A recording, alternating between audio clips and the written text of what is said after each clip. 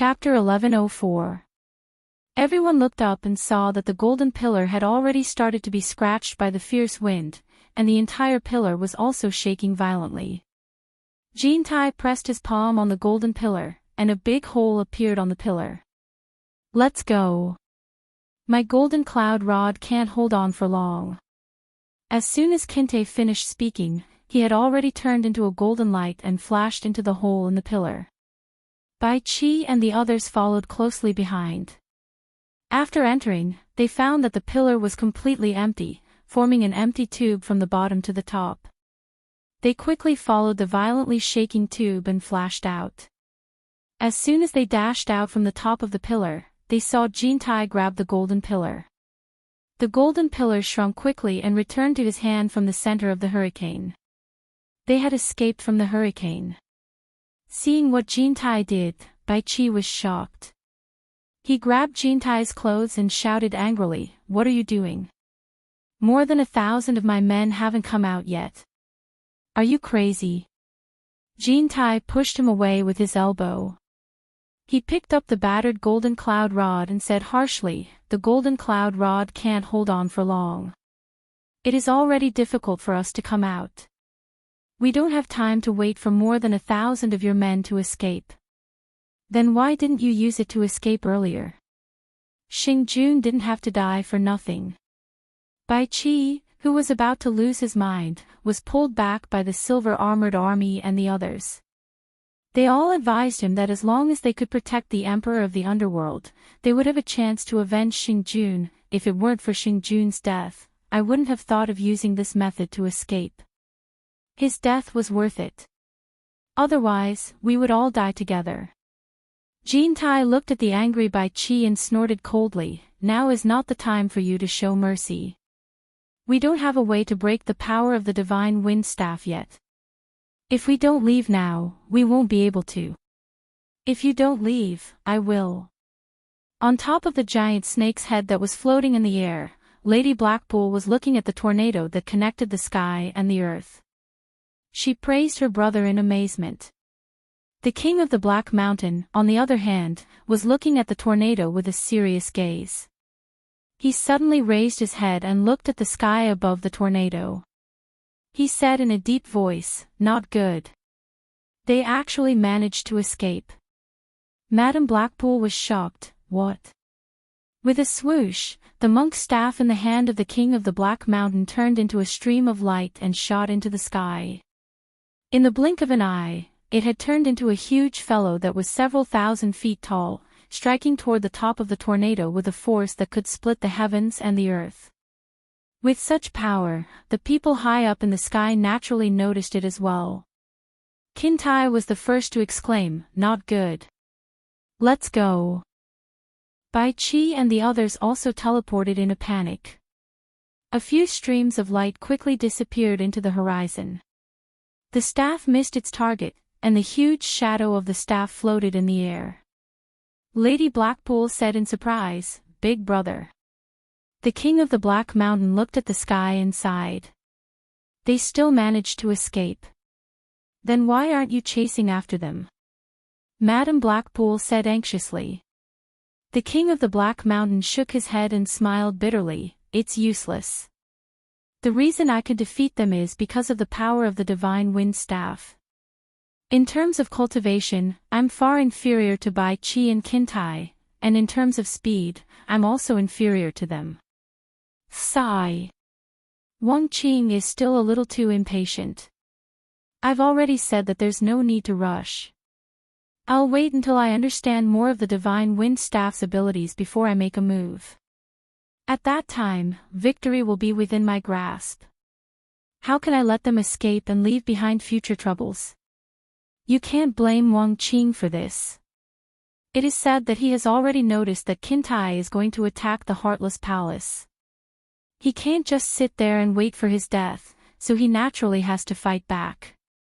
Even though she said that, Madame Blackpool's expression was somewhat regretful. After all, she had prepared for so many years, but in the end, she still had regrets. She was somewhat unwilling to accept this. He noticed that Kintai is going to attack him. Then why didn't we receive any news about it? This brat is looking down on me more and more. He didn't even discuss with me beforehand. The king of the Black Mountain's tone was somewhat heavy. I suspect that Wu Xiong's reckless actions aroused Jin Tai's suspicions. As for the specifics, it won't be too late to ask Wang Qing when we meet. As for why he didn't discuss it with you, I'm afraid. Madame Blackpool hesitated for a moment and said in a low voice, I'm afraid it has something to do with the fact that you forced him to sever his relationship and remember his hatred. Is it wrong for me to ask him to take revenge for his mother? What else in the world is more important than avenging his parents? If I didn't force him to cultivate wholeheartedly, he wouldn't be able to defeat Qin Tai and Bai Qi and achieve such a glorious achievement today. The king of the Black Mountain's tone was stern. If you can't forget your wife, why can't he do the same to his wife? Madame Blackpool's words were in her mouth. Only she knew what she was saying, so she didn't dare to let her brother hear it. The siblings were being suspicious. Perhaps when they met up with Wang Qing, they would realize that the reason why things turned out like this was that Yu Qianqiu, who was not well known but was like a *T stirrer, played a big role in it. They didn't know if such a small character like him had harmed Qin Tai and Bai Qi or helped them. In short, he had caused the things that were about to happen to deviate from the original track.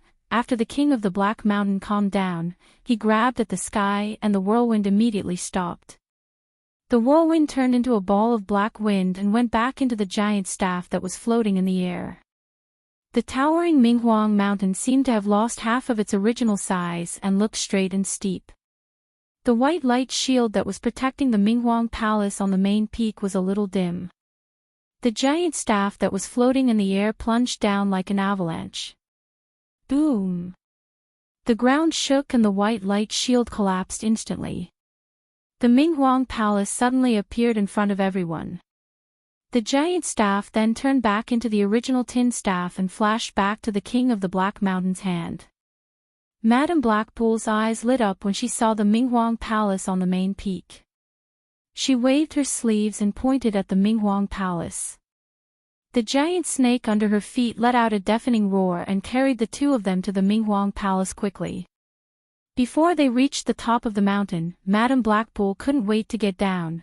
The king of the Black Mountain waved his hand, and a bald man in black clothes flashed over. His bald head was shiny, and his big eyes had no eyebrows. A ferocious glint could be seen in his eyes. He cupped his hands and said in a hoarse voice, "My king. Send my order to search for the whereabouts of Bai Qi, Jin Tai, and the others. Report to me as soon as you have any definite information." The king of the Black Mountain yelled. The bald man in black clothes replied respectfully, "Yes," and left quickly. The emperor of the underworld was defeated, and the morale of the people was disrupted. The troops who came to rescue the emperor from all directions either surrendered or ran away. Another fierce battle ensued. However, the outcome had been determined. Unless the emperor of the underworld came back again, he wouldn't be able to cause any more trouble. In the deep wood forest, Madame Blackpool's hysterical laughter suddenly came from the small attic where the emperor of the underworld lived. She laughed so happily. When the king of the Black Mountain heard the laughter and dashed in, Madame Blackpool was already lying on the rocking chair by the window. Her eyes were slightly closed, and she rocked the chair leisurely with a smile on her face. She murmured, "Bai Qi. Help me massage my feet." The king of the Black Mountain was startled by her words. He looked around quickly, but he didn't find Bai Qi. After a while, he realized that his younger sister was daydreaming. He didn't know whether to laugh or cry. Is this the building where Bai Qi lives? He glanced at the arrangement of the desk and the bookshelf full of scrolls. Unexpectedly, Madame Blackpool didn't answer his question with her eyes closed.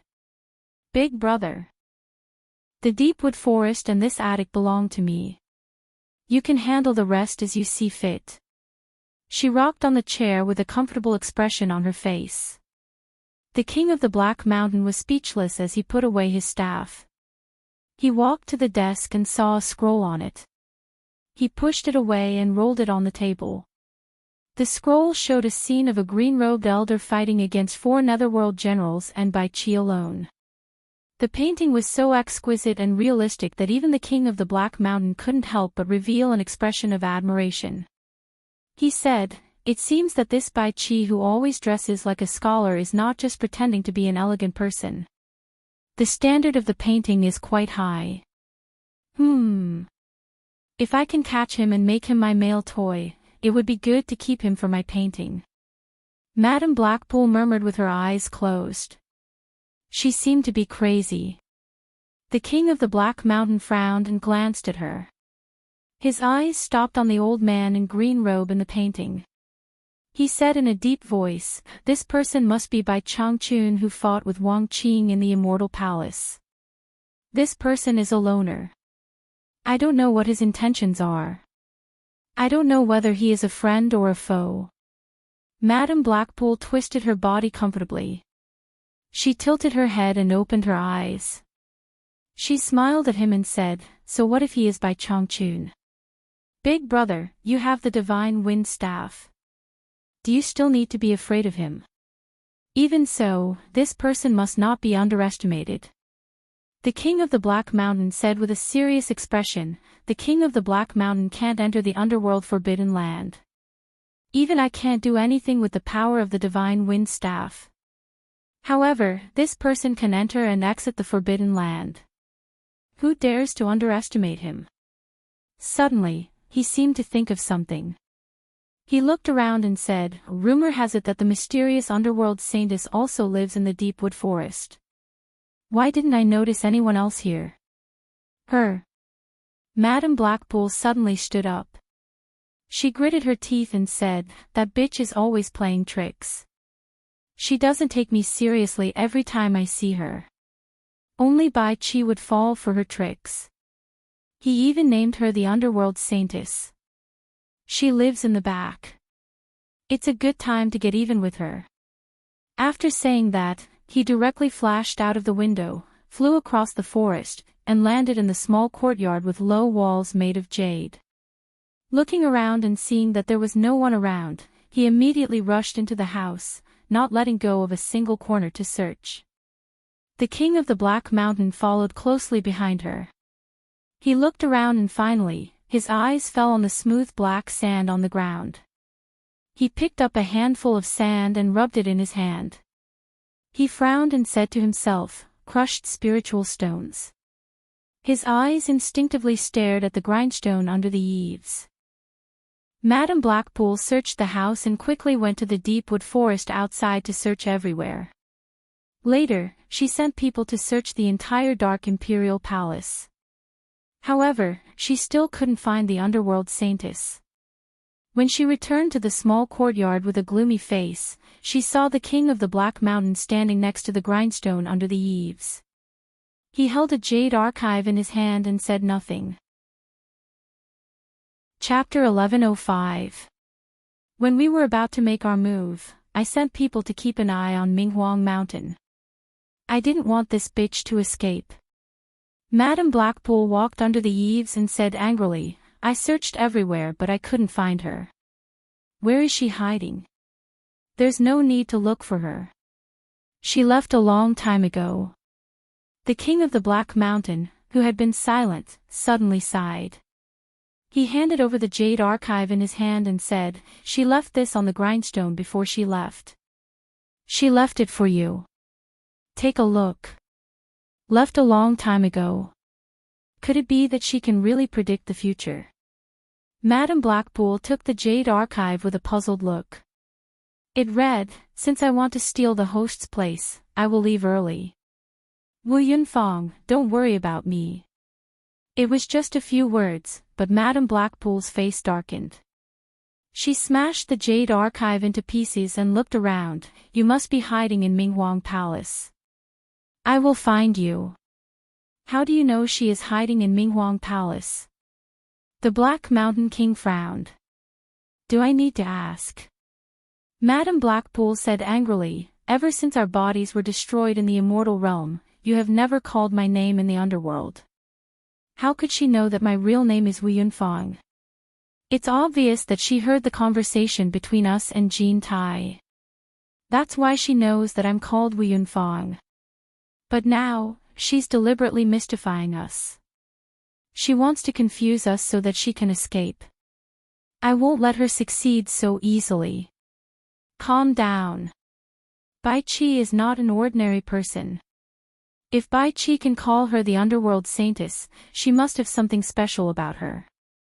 The king of the Black Mountain carefully looked around the simple furnishings in the courtyard, as well as the black sand that was ground by spirit stones, and slowly said, I've long heard that this underworld saintess is proficient in the art of divination. Maybe she really is a prophet. You believe this nonsense? If she really can predict the future, Bai Qi wouldn't have been defeated today, and he wouldn't have let me live until now. Madame Blackpool said through gritted teeth, that bitch can only fool that bookworm Bai Qi with her tricks. She can't fool me. Even if I have to turn the entire Minghuang mountain upside down, I'm going to find that bitch. As soon as she finished speaking, Madame Blackpool left in a hurry again. The king of Black Mountain frowned and shook his head. He entered the underworld saintess's house and carefully observed the decorations inside. Several streams of light flew quietly in the sky above the netherworld. They were Jean Tai, Bai Qi, and the others. Everyone's expressions were ugly. The most uncomfortable ones were Jean Tai and Bai Qi. The two of them had ruled the immortal and netherworld for so many years. First, there was Bai Changchun, then there was Wang Qing, and now there was the king of Black Mountain. When did the immortal emperor and netherworld emperor become so easy to bully? In the end, we have been living a comfortable life for too long. Otherwise, we wouldn't have suffered such a defeat. If we were prepared, these people wouldn't be able to do anything. We were too careless. Qin Tai suddenly let out a long sigh and looked back. After confirming that no one was chasing after them, he gestured to everyone and took the lead to hide in a rocky stream below. The rest of them also followed him down there. Only Jean Tai, Bai Qi, Qian Jun, Ao Jun, and Tian Jun were left in the stream of rocks.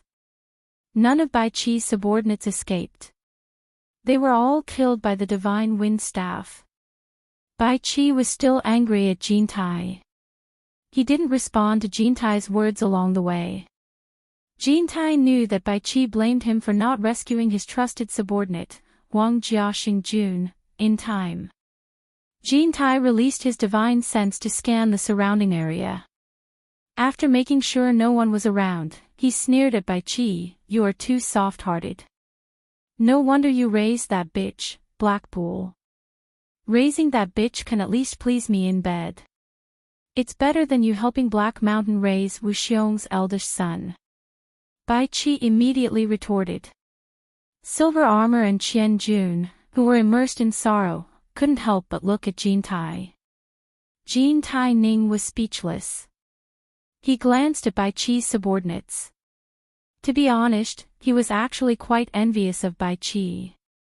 He had long wanted to ask Bai Qi for advice on how he could bring out such a group of loyal subordinates who were willing to die. However, he could not bring himself to do so. Is there any point in saying this now? We are really stray dogs now. Let's think about how to turn things around first. Jean Tai glanced at the storage bracelet on Bai Qi's hand and lightly said, "What is the secret of your obsidian light mirror? Why are Wu Feng and his sister so eager to get it? If there is a secret that can help us turn things around, why don't you say it now? What is there to hide now?" Although Bai Qi was angry, he also knew that now was not the time to fight. It was better to work together and discuss a good plan. After pondering for a moment, he said, "Obsidian Light Mirror's original name is not this. There is a record left by Coiling Dragon in the Netherworld God's Palace. It is called Yin Yang Mirror." Jean Tai's eyes immediately lit up. How can the treasure mentioned by Coiling Dragon be easy to obtain? Is it because you can't use the power of this treasure? Otherwise, how could you block the divine wind staff? It is true that I can't use the power of this treasure, but the true power of this yin-yang mirror is not reflected in fighting. Bai Qi glanced at Silver Armor Army and the others. They were all his trusted subordinates, so there was nothing to hide. He immediately said with a solemn expression, according to the records of Coiling Dragon, the yin-yang mirror can see through the two realms of yin and yang, and control the cycle of life and death. It is said that those who can use the power of this treasure can see anyone's fate and reincarnation. In other words, it can show you who you reincarnated from in your previous life. It can also control what you reincarnate into in your next life, whether it is a human, a dog, a pig, a cow, and so on. When they heard this, they were all shocked. They didn't think that there would be such a treasure. It was a little too magical. Jean Tai was stunned. I'm afraid even a divine weapon can't use such a miraculous effect. It can see through the yin and yang, and control the cycle of life and death. This treasure is too heaven-defying. I don't know whether a divine weapon has such a miraculous effect or not, but according to the records of Coiling Dragon, this treasure is even older than a divine weapon. It is a treasure that was born when the two realms of yin and yang were still in chaos. Later, because this mirror absorbed the yin eye and yang eye of yin and yang could not see each other, so they could not mix together. Thus, yin and yang were separated, creating the two realms of yin and yang. It is said that this mirror represents the yin-yang eye. This is too mysterious and too profound. I still don't understand what it means. Bai Qi shook his head and sighed. Older than a divine weapon. Jean Tai's throat moved slightly, and a trace of greed flashed in his eyes. Bai Qi saw this and coldly snorted. Unfortunately, this thing fell in the underworld when the two realms of yin and yang were divided, so it is destined to be a treasure of the underworld. Jean Tai, don't let your imagination run wild. Even if this thing is given to you, you have no way to control it. In your hands, it is less than a piece of scrap iron. Nonsense, when did I let my imagination run wild? Jean Tai's expression did not change, and his heart did not jump as he said, I am just curious. Although this treasure is magical, it is actually a bit weak. In terms of power, it is not even comparable to the Wind God's staff in Wu Feng's hands. Why are the Wu siblings so anxious to get it? This is mainly because of the words of Coiling Dragon in the Netherworld God Palace. He said that only those who can wield the yin-yang mirror are worthy of being the ruler of the underworld. Bai Qi revealed a trace of a bitter smile, and slightly shook his head. It is because of this insignificant sentence. Coiling Dragon once controlled the entire Styx, and was the main god that the Styx's water race worshipped. And those old fellows in the Netherworld God Palace who desired to ascend to the divine realm took the words left behind by Coiling Dragon as a divine decree, making people helpless. Jean Tai. Now you should understand why this obsidian light mirror is so important, right? Jean Tai pondered for a while, and then nodded thoughtfully. I understand.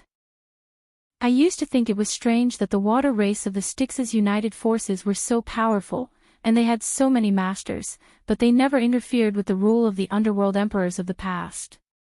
This was somewhat illogical. It turned out that the underworld emperors of the past had the obsidian light mirror, which is also known as the yin-yang mirror. To put it bluntly, those old fellows from the Netherworld Divine Palace are just flattering the Coiling Dragon god.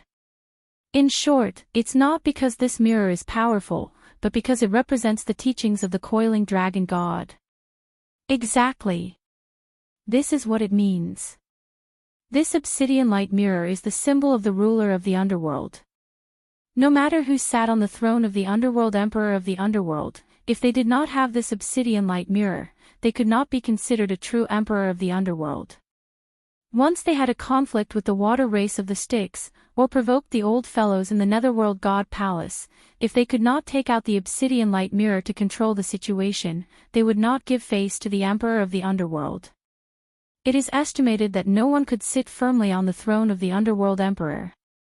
This was the reason why the Wu siblings were anxious to get the obsidian light mirror. Without the yin-yang mirror, they did not have the right to truly rule the underworld.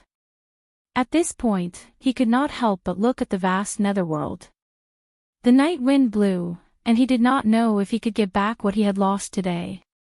He smiled slightly bitterly. In fact, I think that only the past emperors of the underworld who had wielded the obsidian light mirror could truly understand the true meaning of Coiling Dragon's teachings.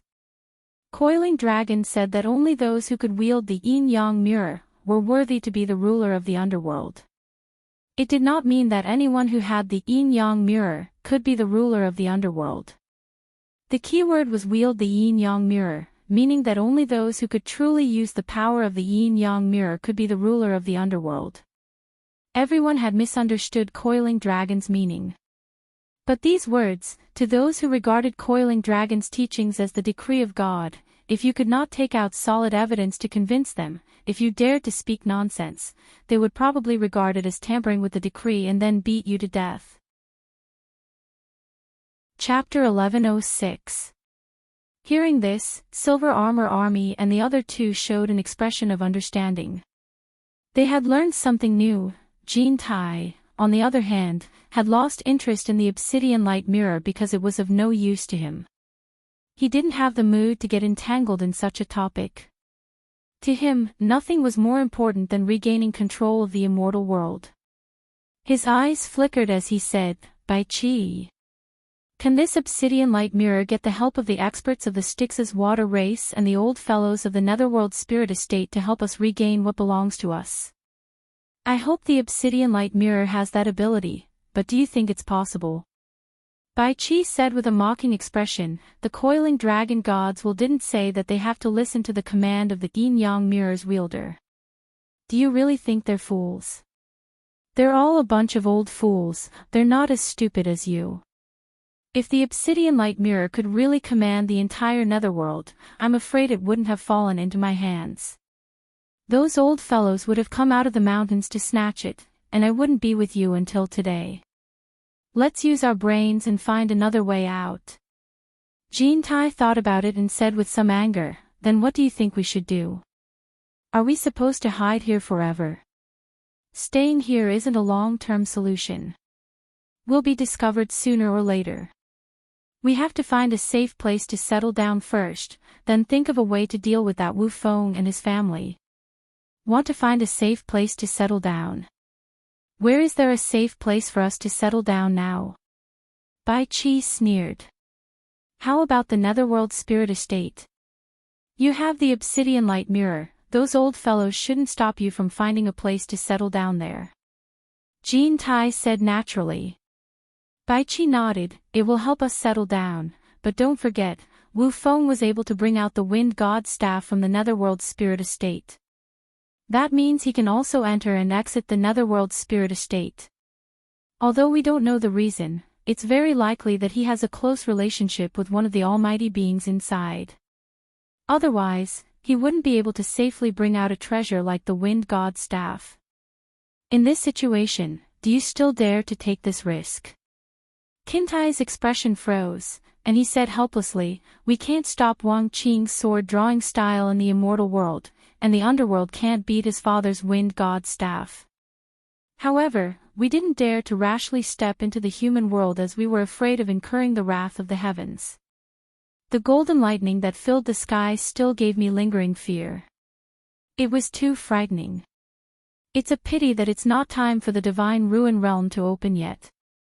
Otherwise, after we enter, we can join hands to seal the passageway, and when the time is right, we can open the passageway to take revenge. We probably can't win against Wu Feng even if we go to the netherworld god manor, and we can't enter the forbidden area of the underworld. Don't tell me there's no place for us to stand within the several realms. How did we end up like this? It's all your fault. If you hadn't eradicated the wind evolution sect back then, would there be such trouble today? However, that ghost world forbidden land. Bai Chi said thoughtfully, "I wonder what method that Bai Changchun used to enter and exit the mysterious forbidden land. Speaking of which, if we can rope in Bai Changchun's help, who knows, maybe that old brat's amazing skills can break the divine wind staff." By Changchun. Humph. Do you think that's possible? You almost killed him back then, and he kept saying in the immortal palace that he would take my life in the future. There's no way to resolve the grievances between us. At this moment, Kim Tae realized that he seemed to have pushed him too far. He couldn't find a way out. His face gradually became ferocious as he said, "If you push me too far, then don't blame me for being impolite." Oh. Bai Qi dragged out the last syllable and said with some disdain, "How can you be impolite? It's already come to this, are you still being polite to them? Why can't I see that?" Jean Tai said with a savage expression, "Open all the demon realm seals in the immortal and netherworld, and the 72 realms of the human world. Open the 74 demon realm passageways that the demon god opened back then. Even if you can't open them all, just opening one is enough. I'm sure that the 3 knights will seize the opportunity to lead the heroes of the demon world to the 3 realms again." Demon King 3 Knights. The silver-armored army, purple-armored army, and blue-armored celestial army all cried out in shock. "You're crazy." Bai Qi was very moved as he said sternly, "Back then, we spent a great deal of effort to seal the 3 knights and his group of demons in the demon world. Once you open the demon world, the 3 realms will once again fall into the hands of the demon Tao. Who in the 3 realms can be the 3 knights' opponent?" Back then, even those old fellows in the netherworld god palace had to think twice and didn't dare to provoke them. So many years have passed, have you thought about how terrifying the 3 knights is now? Let's not talk about this for now. Back then, it was you and I who used a scheme to seal them. When the 3 knights comes out, the first thing he will do is seek revenge on us. At that time, there really will be no path to heaven or door to hell. Jean Tai was silent for a while. From his abnormally serious gaze, it could be seen that he was also very afraid of the Demon King 3 Knights. After thinking for a while, he looked at Bai Qi and asked indifferently, "If we are forced into a corner and the 3 Knights is willing to let us go and save us, are you willing to open the demon realm passageway and let the 3 Knights out?" "The 3 Knights will let us go and save us." "Don't talk nonsense. That's impossible. We sealed them for so many years, and they want nothing more than to swallow us alive. How could they let us go?" Bai Qi suddenly raised his hand and said sternly, "Let's stop here. I will not agree to open the demon world again. Let's not talk about this anymore. We should think of another way. Actually, if you really force me to that point, you should know that I can open the seal of the demon world by myself. I don't need your permission." Jean Tai stared straight at Bai Qi and said slowly, "Back then, after sealing the demon world, you took a piece of cloth stained with the blood of the 3 knights and said that you have a secret technique to communicate with the 3 knights of the demon world through the blood on the cloth. Presumably, you weren't lying at that time." Bai Qi sneered, "You want me to communicate with the 3 knights of the demon world and negotiate with him on the condition that he let us go and help us, and we open the demon realm passageway to release him?"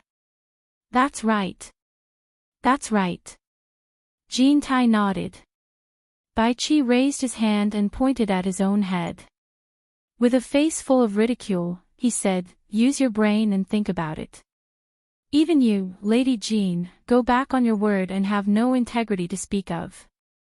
Could it be that you dare place your hopes on Sin Yi to keep his word? He can easily agree and deal with you after he comes out." Jean Tai calmly said, "We can make him swear on the demon god curse.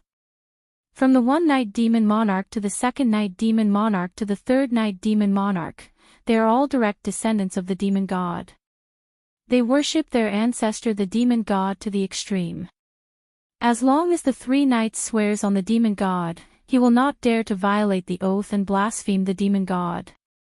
We can use this to negotiate the conditions. What is there to be afraid of? Of course, unless the 3 Knights is willing to be trapped in the demon world and not come out. In that case, there is nothing we can do. But I'm sure he wants to come out." Bai Qi shook his head, "You're crazy. With the passage of time, if the 3 knights doesn't take the oath seriously, I can't imagine how miserable your death will be. I know this method is very risky, but if we are forced into a dead end, we will die either way. Since there is a glimmer of hope, why don't we try it? At least if we die, we can drag them down with us. No one will have an easy time. Just think of it as revenge. There is nothing bad about it. Jintai said with a self-mocking tone, what do you think? Don't you want to take revenge for the Huang Jiaxing army? The 3 silver-armored soldiers looked at each other, then at the emperor of the underworld they were loyal to. Bai Qi fell into silence. After a while, his eyebrows twitched. It was unknown what he thought of, but he looked at Jintai up and down and said, Jintai, you are actually a gold spirit. This is really surprising. Could it be that your physical body is made of gold? If that is the case, then you will be invincible. You have played with so many women. If you take Ji Wu as your wife, can she help you reproduce? Hearing this, Jintai's face instantly changed. With a twisted expression, he said sternly, Bai Qi, I am talking to you about serious matters. If it wasn't for the fact that he was afraid of being discovered, he would have shouted it out loud. Don't misunderstand, I am talking about serious matters. Bai Qi continued to ask in a curious tone, as far as I know, there are 5 great spirits in this world. Since you are a gold spirit, then there should be other spirits. Do you not have a way to contact them for help? Bai Qi, you still dare to mention, oh. Jintai's angry face froze. Suddenly, he clenched his fists and said, how could I forget about him? If we can find him for help, we might be able to solve the problem. Who? Is he also one of the 5 great spirits? Bai Qi's eyes lit up. The 3 silver-armored soldiers' eyes also lit up when they heard that there was hope to solve the problem. Jintai squinted his eyes and said, that old thing always appears and disappears mysteriously, but he is indeed a capable person. At least, he is stronger than me. It is just that he is used to staying aloof from worldly affairs. I don't know if we can find him. Saying this, he suddenly turned around and said, let's go. We will return to the immortal world and go to the ancient forest of Wood Immortal Province. Maybe we can find him there. Okay. Bai Qi nodded. The silver-armored soldiers was startled. He quickly cupped his fists and said in a low voice, Emperor of the Underworld. We have contacted Zhang Jun. The Purgatory army was attacked by a large number of people. Now, they are all dead. Zhang Jun led a few of his subordinates to escape and found a chance to send a message to us. He asked where to meet us. Should we ask him to go directly to the immortal world? Bai Qi slowly turned around and looked at his 3 subordinates. He tightly pursed his lips for a while. Then, he secretly took out a crystal-clear ice talisman and stuffed it into the silver-armored soldier's hands. He transmitted his voice to the 3 silver-armored soldiers at the same time, I don't know what will happen if I go there. If there is trouble, it is not difficult for me to escape with my cultivation. But it is too dangerous for you to go with me. Remember what I said, change your appearances and sneak to the Great Snow Mountain. Let Zhang Jun meet you there. Chapter 1107. In the rocky stream, there was no moonlight, but there was a cool breeze. Jin Taiwei glanced at them and guessed that they wanted to go their separate ways. With the current situation, this was not something he wanted to see. If he brought a few more people with him, they would be able to block the enemy at a critical moment. This was especially true for Bai Qi's loyal and brave subordinates, who were willing to sacrifice themselves to block the enemy at a critical moment. Even if they couldn't block the enemy, it would still be good if they could delay the enemy for a while. Bai Qi, take Qianjun and the others with you. We can take care of each other. Jin Tai interrupted with ulterior motives. Bai Qi glanced at him coldly, and continued to transmit his voice to his three subordinates. The Snow Empress and her husband owe me a favor, and I trust their characters. Therefore, I've been saving this favor as a backup plan, and I haven't told anyone, and I haven't let anyone know about it. I'm preparing to use it at a critical moment. Now the situation is not in our favor. I vaguely feel that this matter is a bit sudden. There are too many factors involved in it. This matter should not be so simple. I am afraid that it will not end well. You have followed me for many years. Unfortunately, I have nothing left for you. I only hope that I can protect you as much as possible. After you reach the Great Snow Mountain, take out this ice talisman and ask for protection. The Snow Empress and her husband will arrange a place for you. Although the cultivation of the Snow Empress and her husband is not very strong, they have the Great Snow Mountain to rely on. Not many people have the ability to break into the Great Snow Mountain and make things difficult for them. Unless someone can destroy the Great Snow Mountain that has existed for countless years, even if the Snow Empress and her husband are no match for them, they should have no problem to hide. In addition, they have 800,000 Ice Soul Profound soldiers under their command. With their protection, you should be very safe in the Great Snow Mountain. Seeing that they were eager to express their opinions, Bai Qi raised his hand to stop them. Don't say anything else. Listen to my arrangements. Now that they've revealed all their trump cards, I'm already prepared. At the very least, there isn't anyone in the three realms that can stop me if I want to flee. I'm just going to see if there's any room to turn the situation around. If it's possible, I'll naturally summon all of you to help me. If it doesn't work, I won't go to my death. I'll go to the Great Snow Mountain to look for you. That's settled, you can go. Waving his hand at the three of them, he resolutely turned around and snorted at Kim Tae, whose eyes were flickering with uncertainty. Let's go. The Silver Armor Army, the Purple Armor Army, and the Blue Armor Army all knelt down on one knee in unison. They tried their best to suppress their excitement as they saluted, "Farewell, Underworld Emperor." When they raised their heads again, the figure in front of them had already disappeared, and two flowing lights, one gold and one white, disappeared on the horizon. A flying shuttle was flying toward the Minghuang Mountain at a moderate speed. Along the way, they would occasionally bump into large groups or small groups of people chasing and killing each other, making them feel that the netherworld was already in chaos. Nie Xiaoqian and the others didn't want to encounter any trouble on the way, so they had already changed their conspicuous golden robes. The flying shuttle didn't dare to fly too fast. Firstly, it was afraid of attracting too much attention. Secondly, Nie Xiaoqian and the others were constantly observing their surroundings. Because they didn't know Kim Tae's exact location, they couldn't communicate with him through voice transmissions, so they could only rely on their eyesight to carefully search for him. None of this had anything to do with Yu Qianqiu. Yu Qianqiu was still using his old habits, sitting at the back of the group and thinking about his own matters. In the end, she actually walked to the back of the group and sat next to Yu Qianqiu. However, what made him depressed was that Qingyang kept glancing at him from time to time. What was even more excessive was that she didn't seem to enjoy looking at him from afar. In the end, she leisurely walked to the back and bent down to sit next to Yu Qianqiu.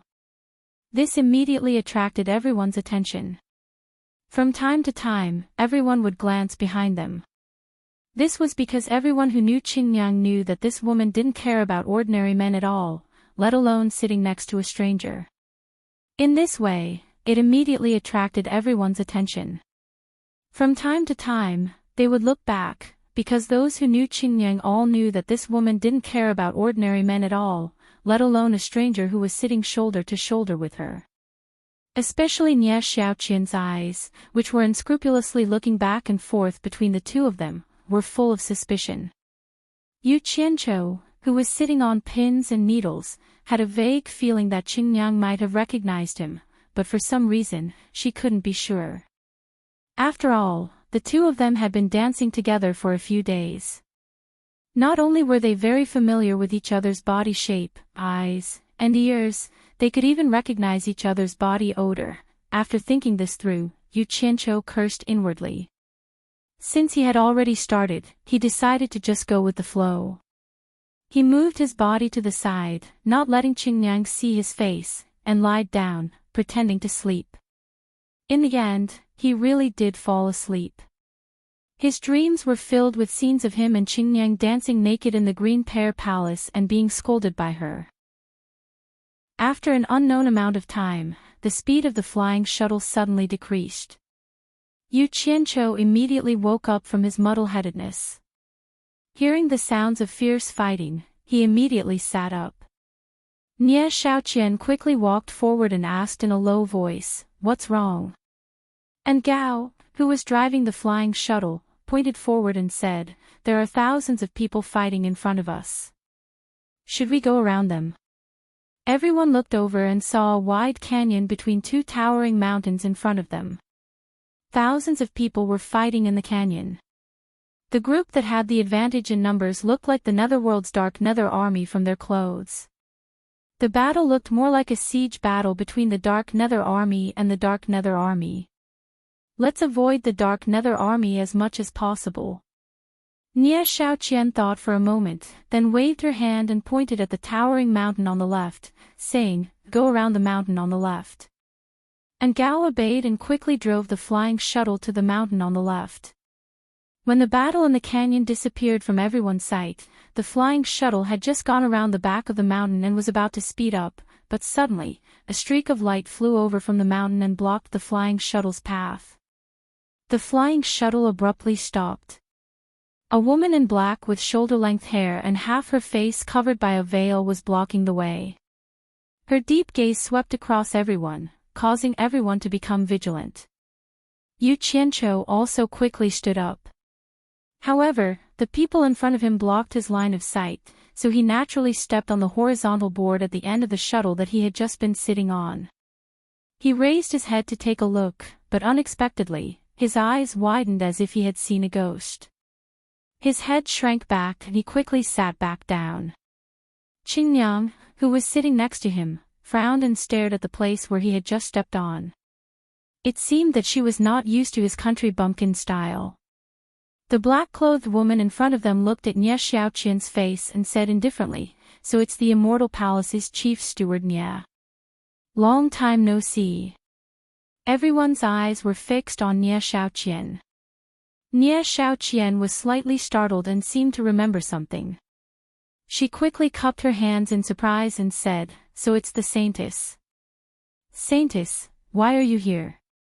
Based on everyone's experience, they immediately guessed that the person who had just arrived was the mysterious woman that the Underworld Emperor Bai Qi had called the Saintess of the Underworld. They couldn't help but look at her with great surprise. Qingyang was also curious to see what this legendary Saintess of the Underworld looked like. However, when she tilted her head slightly, she found that Yu Qianqiu was sitting motionlessly like an old monk in meditation. She suppressed the urge to stand up and take a look. Most of the people present had never seen the Saintess of the Underworld before, so it was not strange that they didn't recognize her. However, when Nie Xiaoqian followed Jin Tai to fight the Myriad Swords demon monarch in the human world, she had seen the Saintess of the Underworld several times. She had seen the immortal Emperor Jin Tai and the Underworld Emperor Bai Qi treat this mysterious woman with respect. With Jin Tai's arrogant attitude, even he had to be respectful, so she naturally didn't dare to be disrespectful. The Saintess quietly replied, "I will wait here for the Underworld Emperor's arrival." Her gaze swept across everyone's faces as if she was examining something. Everyone looked at each other, but Nie Xiaoqian revealed a joyful expression and said, "Saintess, you mean to say that the Underworld Emperor will pass by this place?" The reason for her happiness was very simple. With the situation at this point, the Underworld Emperor and the Immortal Emperor would definitely be together. If the Underworld Emperor came, then the Immortal Emperor would naturally come as well. The Saintess didn't reply to her. Instead, she lightly approached the flying shuttle and floated to the side of the flying shuttle. She looked at everyone with a scrutinizing gaze. Just as she was feeling a little disappointed, she suddenly saw a man and a woman nestled at the back of the flying shuttle. The woman was curiously looking at her while the man was sneaking glances at her from time to time like a thief, as if he was afraid of her approaching. The saintess' gaze paused on Yu Qianzhou's face for a moment, then she looked at everyone again. In the end, she didn't find the person she was looking for. Just as she was about to turn around and leave with a strange frown, she suddenly exclaimed in surprise. She abruptly turned around and looked at Yu Qianzhou again. Her eyes slightly emitted a strange black splendor, and her pair of eyes seemed to become even more profound. Bitch! Have you never seen a man before? Yu Qianzhou looked down at the floor and cursed in his heart. The black splendor in the saintess' eyes suddenly disappeared. She looked at Yu Qianzhou in a daze, and no one knew what she was thinking. No one else knew, but her mouth slightly formed a circle under the black veil. Everyone's gaze kept moving between her and Yu Qianzhou. They didn't know what the saintess was trying to do. Only the great bright wheel's heart began to race. After the saintess' misty eyes returned to normal, she lightly floated to the back of the flying shuttle. Yu Qianzhou, who had his head lowered, suddenly noticed that there was a pair of black boots in front of him. Moreover, it was the style of a woman. He couldn't help but slowly raise his head, and his eyes met with the slightly lowered head of the saintess. Yu Qianzhou's expression stiffened. He coughed and pretended to casually tilt his head to the left. However, he discovered that Qingyang was staring at him with wide eyes. It was obvious that he was looking in the wrong direction. Thus, he coughed again and tilted his head to the right, pretending to look at the pitch-black scenery outside. Yu Qianzhou immediately felt the pressure on him lessen significantly. He tilted his head to look at the netherworld saintess and transmitted his voice respectfully. "Saintess, what is your intention in doing this?" The saintess of the underworld also tilted her head to look at him and sent him a telepathic message. "Yu Qianzhou, you are so capricious. You were dressed like a barbarian before. I almost didn't recognize you. I almost let you go for nothing." Yu Qianzhou refused to admit his mistake. "Saintess, have you mistaken me for someone else? My name is Niu Yud, not Yu Qianzhou." The underworld saintess blinked her eyes and said, "You can hide it from others, but how can you hide it from me? You should know that I am proficient in divination and can see many things that others can't. How can your little tricks fool my eyes? Do you want me to expose your true colors in front of everyone? Hee hee. No wonder you are the saintess of the underworld. I can't fool you." Yu Qianzhou snorted.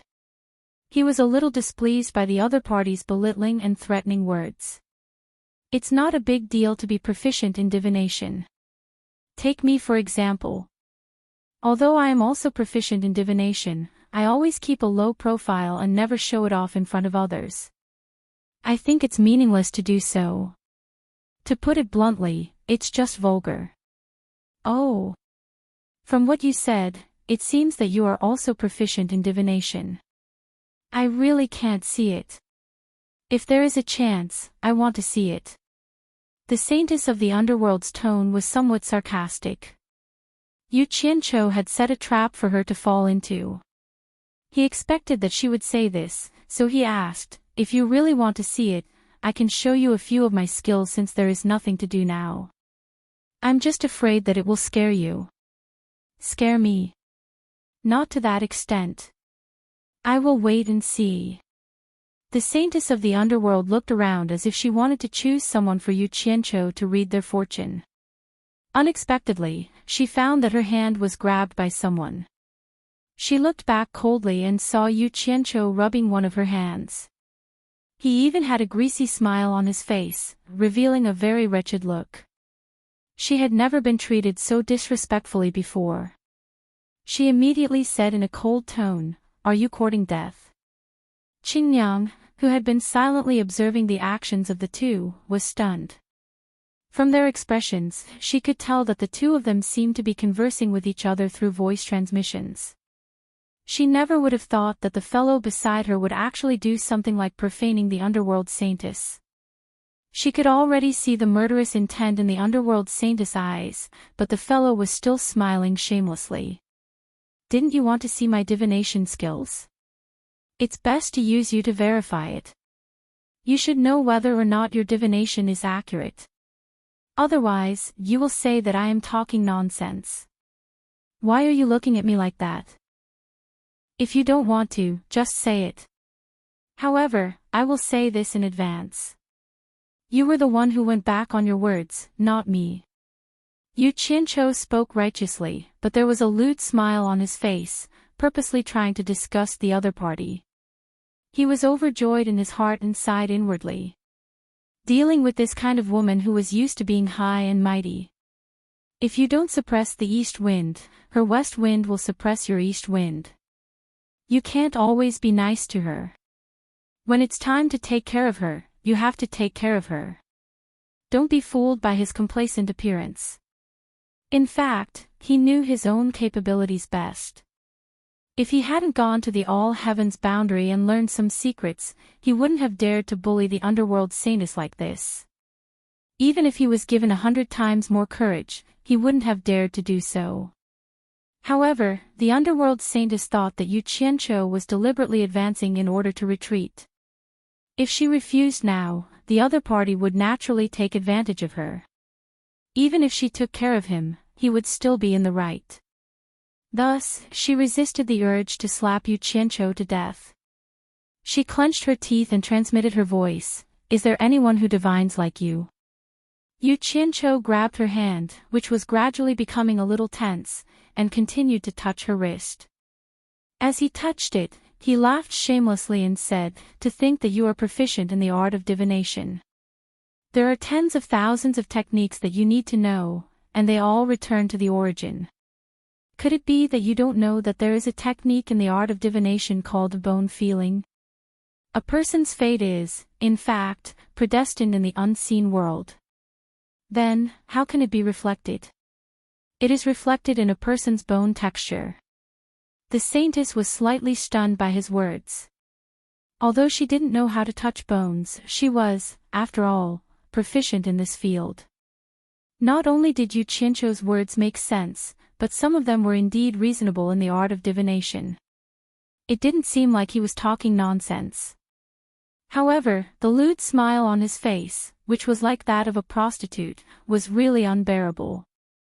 The most hateful thing was that his so-called bone-touching, no matter how she looked at it, seemed like he was molesting a good woman. "After touching for so long, what did you find?" The saintess's tone was so gloomy that ice water could be wrung out of it. She suddenly withdrew her hand and subconsciously looked at the people standing in front of her, afraid that they would see her. Fortunately, everyone was facing forward to show respect to her, the saintess of the underworld. Only the woman at the side was stunned. Little did she know, if everyone was watching, Yu Qianqiu might not have dared to do this. Of course, this guy couldn't be judged by common sense. Perhaps he would dare to do such a despicable thing in front of everyone. In reality, he was thick-skinned and black-hearted, there was nothing he didn't dare to do. Everything depended on the situation. "I only touched for so long, and I only touched one palm. What can I find?" Yu Qianqiu complained weakly. The saintess suddenly looked over and said with a cold and stern voice, "Then, how much longer do you want to touch? Where else do you want to touch? If you can't say anything, believe it or not, I will immediately chop off your hands." What a joke! I will let you see my divine foresight. Yu Qianqiu chuckled in his heart, but his expression turned solemn as he replied, "Since that's the case, then I'll have to embarrass myself. If I've miscalculated in any way, please forgive me." "You want me to forgive you if you are wrong?" The saintess of the underworld was instantly angry. She gnashed her teeth and emphasized word by word, "If you are wrong, I will chop off your dog hands." "Ah. I will try my best." Yu Qianqiu pretended to touch his chin and rolled his eyes as he pondered. Then, he explained seriously, from the bone pattern on your palm and your current identity, the Emperor of the Underworld, Bei Qi, is the Supreme Master of the Underworld, but he regards you as the saintess of the Underworld and will probably listen to everything you say. Therefore, you have a faint air of the Overlord of the Underworld. If I am not wrong, there should be a word Overlord in your name. Am I right? The saintess of the Underworld trembled all over. She looked at Yu Qianqiu in a daze. After a moment of silence, she didn't say whether Yu Qianqiu was right or not. She just gnashed her teeth and said, "Continue to calculate." Yu Qianqiu wasn't in a hurry to force her to give him an answer. Jianghu's game was a psychological tactic, so he could take it slowly. He rubbed his chin and began to shake his head and roll his eyes. From the bone pattern on your palm and my calculation, ordinary experts who are proficient in divination know that the mysteries of heaven can't be revealed. But you are doing the opposite, forcing me to tell you the result of touching the bone. In fact, this already contains a certain principle of fate. You want me to tell you the result of my calculation. What does it mean? It means that you want me to announce it to the public.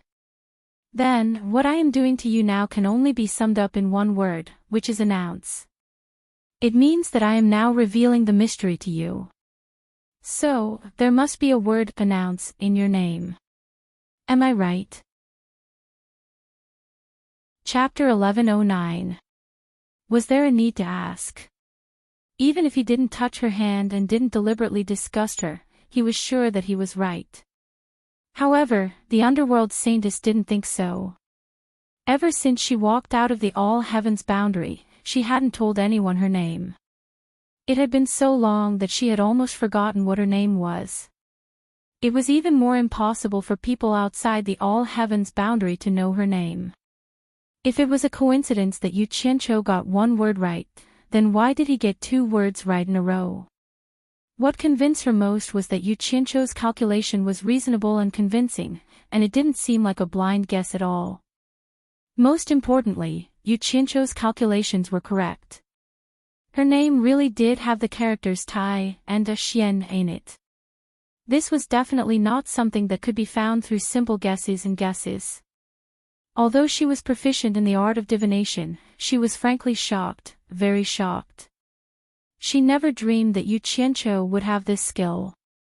Not only did she look at him in a new light, but she also suddenly felt that this Yu Qianqiu was somewhat unfathomable.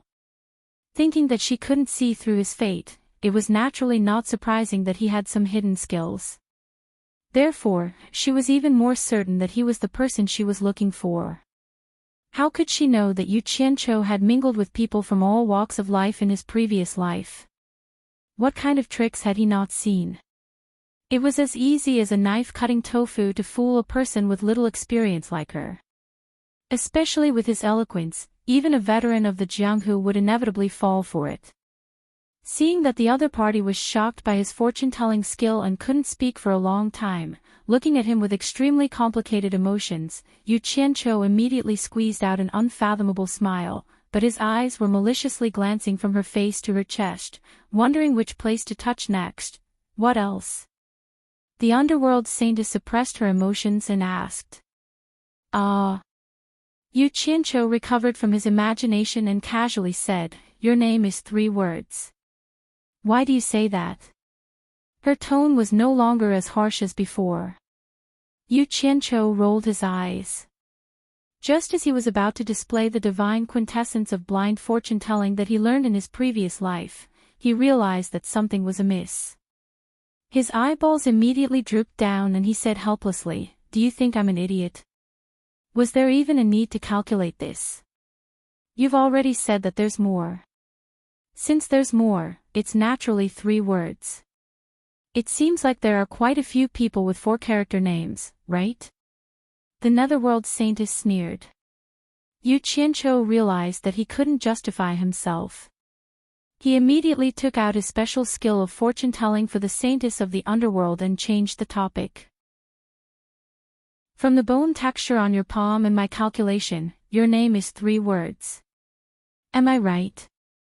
The underworld saintess was shocked by his words again. She was stunned for a moment and then asked, since you said it's 3 words, why don't you calculate the word in the middle? She was like a dead duck that was asking for trouble. She refused to admit that Yu Qianzhou's calculation was correct. She had no one to blame but herself for being tricked. Earlier, I had only touched it for a short period of time, so I did not manage to get a clear grasp of it. I was only able to calculate out 2 characters. If you let me touch it again, I should be able to calculate it out, Yu Qianzhou said, appearing somewhat troubled. This person. His curiosity mustn't be aroused.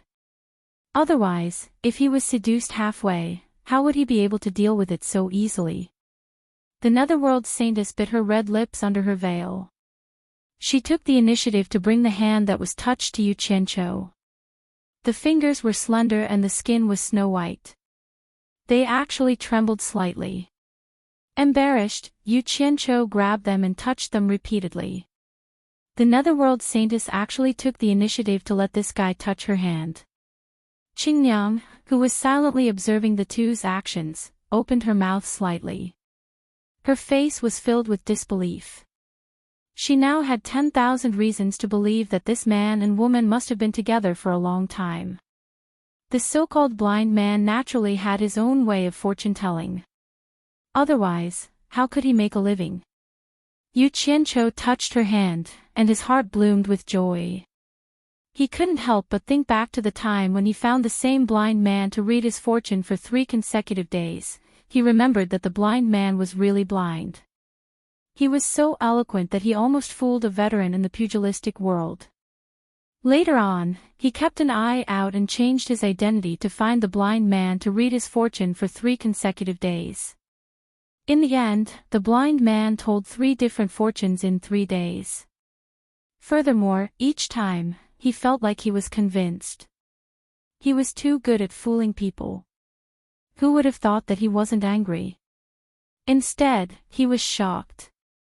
He directly invited the blind man back with a high salary. He was given good food and drinks, and a few beauties served him. In the end, the blind man didn't disappoint him.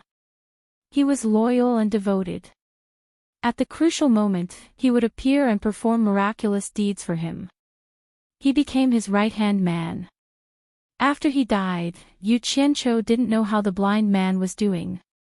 He missed him so much. After touching her hand for a while, he thought that with the previous deceit as a foundation, it was time to let the other party know his abilities. He rolled his eyes and said with certainty, "Uncle, there's one more word that is uncle. Your full name is Taishu Xian." He didn't care if they were the immortal emperor or the emperor of the underworld. Jin Tai and Bai Qi looked at the 2 motionless people and glanced at each other. Then, they landed on the flying shuttle and politely cupped their hands towards the netherworld saintess.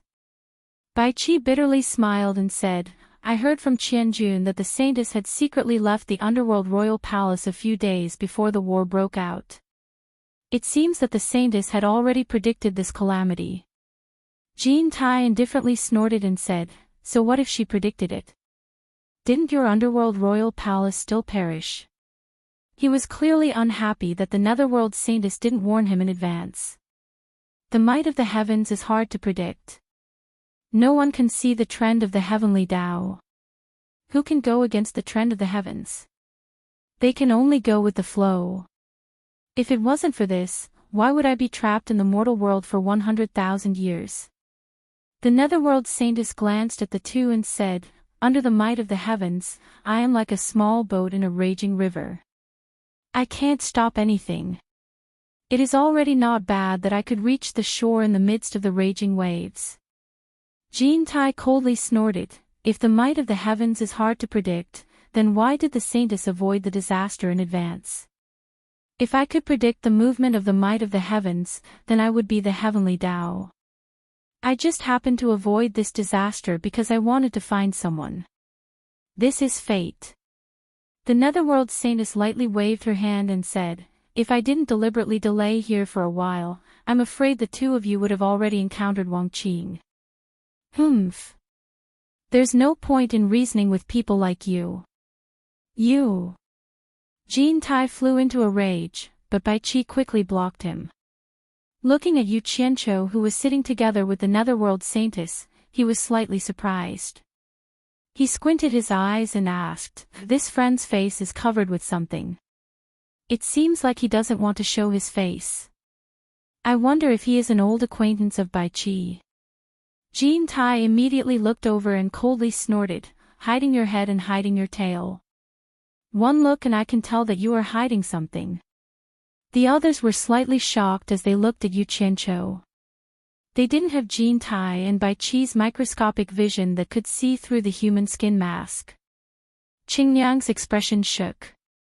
Her eyes flickered as she stared at Yu Qianqiu. She was more and more convinced of her guess. De Mingluan quickly came out and cupped his hands at Jean Tai. "Immortal Emperor, please calm your anger. This person was sent by an old friend of mine to inform this subordinate. It was precisely because of his timely report that this subordinate was saved from danger." Jean Tai glanced at the others. Seeing Nia Shaoqian nod in agreement, he shouted, "Then let him take off his mask." Yu Qianqiu was just about to take De Mingluan and leave when the netherworld saintess quietly said, "He is my subordinate. I don't think he needs to listen to you, right?" Chapter 11:10. The great Mingluan, who had received Yu Qianqiu's secret message, also felt that it was inappropriate to stay here for Yu Qianqiu's safety. However, when he heard the underworld saintess's words, he felt that there was still a chance, so he asked Yu Qianqiu to wait for an opportunity. Jean Tai raised his sword-like eyebrows and stared at the underworld saintess with a murderous look. "You shameless bitch. Do you really think that I don't dare to kill you?" Bai Qi frowned slightly. He stood in front of Jean Tai and said sternly, "Jean Tai, what do you want to do? Now is not the time to have internal strife. You want to have internal strife just because I killed her."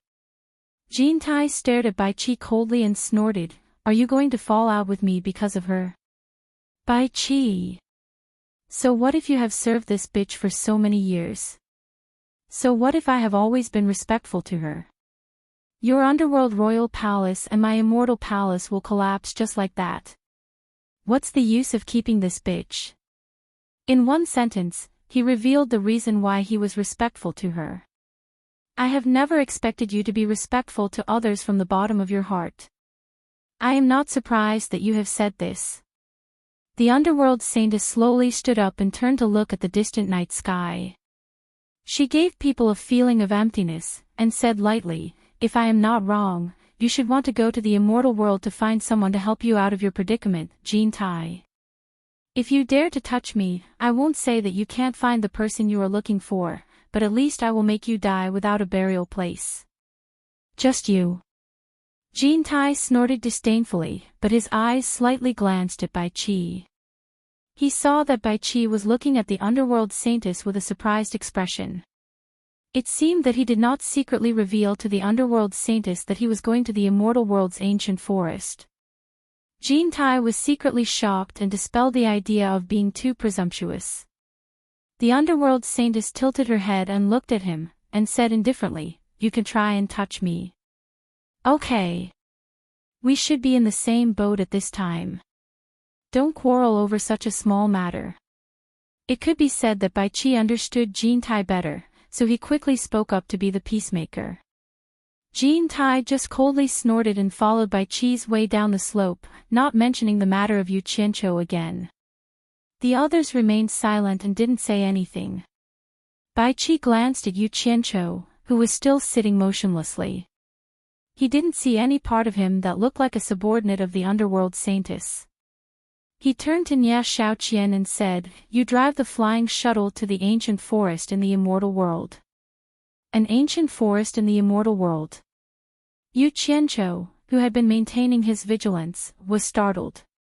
He immediately thought of the person that Wei Chuanqiu had mentioned from the underworld saintess' words. He couldn't help but mutter in his heart, could it be that Bai Qi and Jean Tai are looking for Wei Chuanqiu's grandfather to come out and help? Thinking of this, he immediately had the intention to follow and see what was going on. He was not in a hurry to leave. Nie Xiaoqian glanced at Jin Tai. Seeing that her master had no intention of objecting, she immediately said, yes. Taking over in Gao's role, the flying shuttle turned into a stream of light and flew away. No one on the flying shuttle spoke.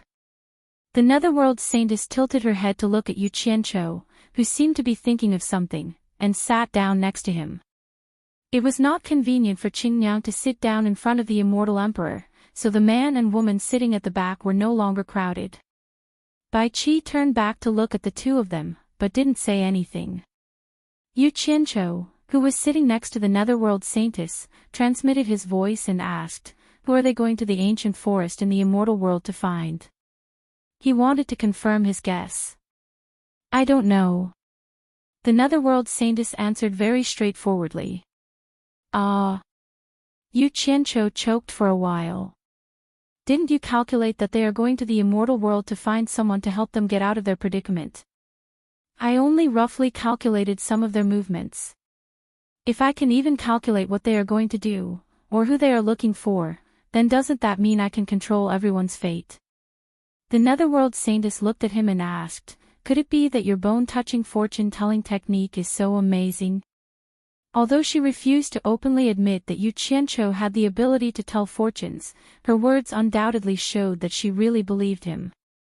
Yu Qianqiu paused for a moment, his gaze landing on her face that was half covered by a black veil. He was very curious about what the face behind the black veil looked like. Blinking his eyes, he shamelessly replied, of course. If you let me carefully touch your face, I'll be able to calculate who you're looking for and what you're doing. In his heart, he added, I've long since calculated that you want to find the devil god for revenge. He was making irresponsible remarks, but the netherworld saintess was frightened by his accurate name. Her eyes flashed as she looked at Bai Qi and Jin Tai, and she changed the topic. Since you are so clever, why do you still ask me? Why don't you just calculate for them and find out who they are looking for? Yu Qianqiu rolled his eyes and said in confusion, I say, Tai Shu Xian, do you think Jin Tai and Bai Qi will let me touch their faces? My name is not Tai Shu Xian. You are wrong. The netherworld saintess said this and didn't say anything, so Yu Qianqiu's fortune-telling magic was stuck in his mouth and couldn't be used, after crossing the underworld and entering the immortal world, because they had to avoid as many people as possible, and at the same time, they had to hide. So even though Nie Xiaoqian personally drove the flying shuttle at an extremely fast speed, it still took them half a month to finally enter a vast forest, which was their destination. Finally, they arrived at the ancient forest of the Wood Fairy province. Although they were still at the periphery of the ancient forest, they could see towering trees everywhere. The forest was dark, and the sporadic light from the sunlight dotted the surroundings. The old trees and vines were entangled, and the ground was covered with thick rotten leaves. You could hear the rustling sound when you stepped on it. The 11 people quickly looked around, and they all knew that there were countless plant spirits in this ancient forest. Finally, their eyes all focused on Jin Tai. Except for Yu Qianqiu, who could guess most of it, no one else knew who Jin Tai was looking for. Jin Tai. Where is the person you were talking about? Bai Qi asked, floating 1 foot above the ground. His bare feet obviously didn't want to step on the rotten leaves on the ground. He should be in this ancient forest. Jin Tai's eyes flickered as he looked into the depths of the forest. Then he asked Nie Xiaoqian to give him 10 jade talismans. Holding them together in his palm, 10 faint golden light flowed out of his palm and seeped into the 10 jade talismans. He then gently waved his hand and the 10 jade talismans flew in front of the 10 people. Everyone looked at each other, not knowing what Jin Tai was doing. One by one, they grabbed the jade talismans in front of them. Bai Qi stretched out 2 slender fingers and held the jade talismans in front of him. He repeatedly checked the jade talismans in front of him and frowned. Jin Tai. What do you mean by this? Jin Tai waved his arm and pointed around, and said arrogantly, "Everyone split up and search in the ancient forest. If you see an old guy with a wooden staff, he should be the person we are looking for. Immediately crush the communication talisman in your hand to summon me." Nie Xiaoqian and the other immortal palace remnants paused for a moment, but they still saluted in unison, "Yes, immortal emperor." Bai Qi looked at Jin Tai and his expression twitched a little. He said in a deep voice, "Jin Tai. Are you kidding me? You don't even know where the person is and you brought me here. The entire ancient forest is so big. Trying to find a person here aimlessly is like looking for a needle in a haystack. How do you want us to find him?"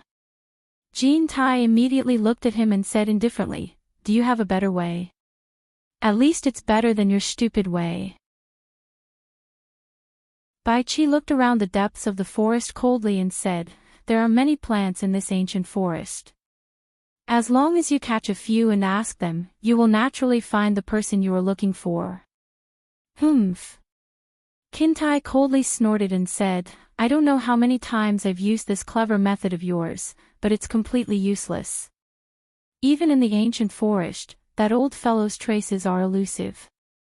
Even if it's the grass demons that live here all year round, they at most know of the existence of such a person, but no one knows where he is." As soon as these words came out, everyone felt that it was even more difficult to find him. Bai Qi paused and suddenly revealed a ruthless expression. "Desperate times call for desperate measures. We can't care so much anymore.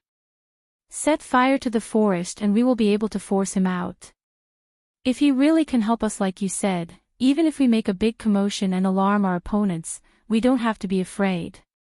Set fire to the ancient forest." Jin Tai's slender eyes flashed and he said sarcastically, "This is a good idea, but I'm afraid that even if we force him out, not only will he not help us, but he will also take both of our lives. Do you think that our current opponents are not strong enough?" Hearing this, Bai Qi remembered that the person they were looking for was probably the wood spirit, one of the 5 spirits of heaven and earth. Setting fire to the wood spirit's territory might really anger the wood spirit. Seeing that Bai Qi didn't say anything, Jin Tai glanced at the others and said, "Let's split up and search, we will have a higher chance of finding him." After saying that, he turned into a beam of light and flew into the depths of the forest, seeming to be a bit impatient. The remnants of the immortal palace obeyed and scattered in the dark forest. Before Qingyang left, she looked at Yu Qianqiu and wanted to say something, but she stopped for a while. She saw that Yu Qianqiu was holding the big bright wheel, and the emperor of the underworld and the saintess of the underworld were still there. She couldn't say anything, so she turned around and flew into the forest. Who knew that not long after she flew into the forest, her mother, Nie Xiaoqian, flashed to her side. Nie Xiaoqian was obviously worried about her inexperienced daughter risking her life in the ancient forest alone, so the two of them left together. In reality, everyone knew that the wood spirits in the ancient forest weren't just for show. There were many unknown dangers hidden in the depths of the forest. The 4 scattered commanders also coincidentally met up not far away. It wasn't that they didn't want to obey the immortal emperor's decree, it was just a coincidence. Thus, the 4 of them split into 2 groups, and the distance between the 2 groups wasn't too far. Big bright wheel. My cultivation level is low, so I'll have to trouble you to take care of me. Yu Qianqiu grabbed the big bright wheel's sleeve with a smile, and the big bright wheel nodded graciously. Just as the 2 of them were about to leave together, they heard the saintess of the underworld suddenly shout, "Niu Yud. You are my subordinate, so naturally, I will be the one to take care of you." She also flashed over. Bai Qi, who was floating barefoot, looked at the 3 of them and sneered. He indifferently interjected, "Jin Tai has already left, do you 3 still want to put on an act in front of me? Yu Qianqiu. We haven't seen each other for a long time." Chapter 11:11. The 3 of them looked back at the same time. Yu Qianqiu showed a puzzled expression, looking at the underworld saintess, Taishu Xian, and then at the great bright wheel, but not at himself. Of course, it was inconvenient for him to look at himself, as he didn't seem to know who Yu Qianqiu was talking about. Bai Qi stared at Yu Qianqiu, who was pretending to be ignorant, and said with a faint smile, "Yu Qianqiu, do you really want me to tear off the mask on your face to see you?" The great bright wheel's expression changed slightly, but the underworld saintess, Taishu Xian, remained calm. Ah! Yu Qianqiu was speechless. With Bai Qi's cultivation, it shouldn't be difficult for him to see that he was wearing a mask, but he didn't believe that Bai Qi could see his face behind the mask. At most, he would be suspicious, and maybe he was trying to trick him. Yu Qianqiu pointed at his nose and asked, "Is the Emperor of the Underworld calling me?" "My name is Niu Yud. How could the Emperor of the Underworld mistake me for Yu Qianqiu?" He wouldn't give up until he reached the Yellow River. Mistake. Bai Qi snorted, feeling somewhat unhappy, but he still maintained his gentlemanly demeanor, pointing at Yu Qianqiu and saying with a smile, "If you were standing in front of me alone, I probably wouldn't think that you were Yu Qianqiu." The Great Bright Wheel has a close relationship with the two Yao cultivators of the World Chamber of Commerce, so he must have a close relationship with you as well. As for the minor immortal cultivator who could be favored by the saintess, I only heard her mention a fellow called Yu Qianqiu, and never heard her mention anyone else. Also, don't forget that we talked face to face in the Endless Cliffs. It's rare to see a minor immortal cultivator who needs my concentration to see their cultivation. It can't be that so many things happen at the same time, right? Yu Qianqiu. You can hide it from Lady Jean, but you can't hide it from me. I treated you with sincerity. Do you think it's necessary to hide it in front of me? It turned out that there were so many flaws. It seemed like he had no choice but to admit it. Yu Qianqiu let out a bitter smile while rubbing his nose. He bowed to Bai Qi and said, "Emperor of the Underworld, please forgive me. I really had no choice." Yu Qianqiu knows his mistake. It's good that you know your mistakes. Bai Qi glanced at the underworld saintess and easily forgave her. He smiled faintly and said, "Naturally, you have your reasons for hiding your true appearance. It has nothing to do with me, so I don't need to pursue it. But I think you don't want to see the Heartless Palace dominate the world, so we should try our best to find the person Jean Tai mentioned." As soon as he finished speaking, he immediately dashed into the dense forest. As expected, he did not pursue Yu Qianqiu. It seemed like he was trying to be friendly. The remaining three looked at each other in the forest. De Mingluan was not familiar with the underworld saintess, so he did not know what to say. He looked at Yu Qianqiu with a questioning gaze. Coo-coo. A few birds landed on the treetops, breaking the silence between the three. Yu Qianqiu glanced around and looked at the underworld saintess with a toothache. He said helplessly, "Saintess, why are you following us instead of the Emperor of the Underworld? With our cultivation, we won't be able to protect you if we encounter danger." He also wanted to see what kind of person Luer's grandfather was, but he didn't want to bring this saintess along. Although he knew the background of this saintess, he didn't know what kind of person she was. If he got a woman with a venomous heart to stab him in the back, he would simply be finding trouble for himself. The underworld saintess Taishu Xian ignored Yu Qianqiu's words. Instead, she stared at De Mingluan and said, "I have something to say to Yu Qianqiu alone. You should go further away. There doesn't seem to be anything to talk about between us." Yu Qianqiu's words were cut off by Taishu Xian's determined gaze. He scratched his nose and smiled bitterly at De Mingluan. "Wait for me at a place 10 li ahead." De Mingluan nodded, cupped his fists at the underworld saintess, and quickly left. After watching De Mingluan leave, Yu Qianqiu looked at the woman in front of him, scratched his head, and said, "Speak. What do you want from me? My original name is Taishu Xian. You didn't miscalculate." Taishu Xian looked at him and said indifferently, "Ah. Yu Qianqiu stared blankly for a moment. Looking around, there was no one around him. His eyes quickly turned as a series of thoughts flashed through his mind. Previously, he had been so stubborn, but now he was admitting it so easily.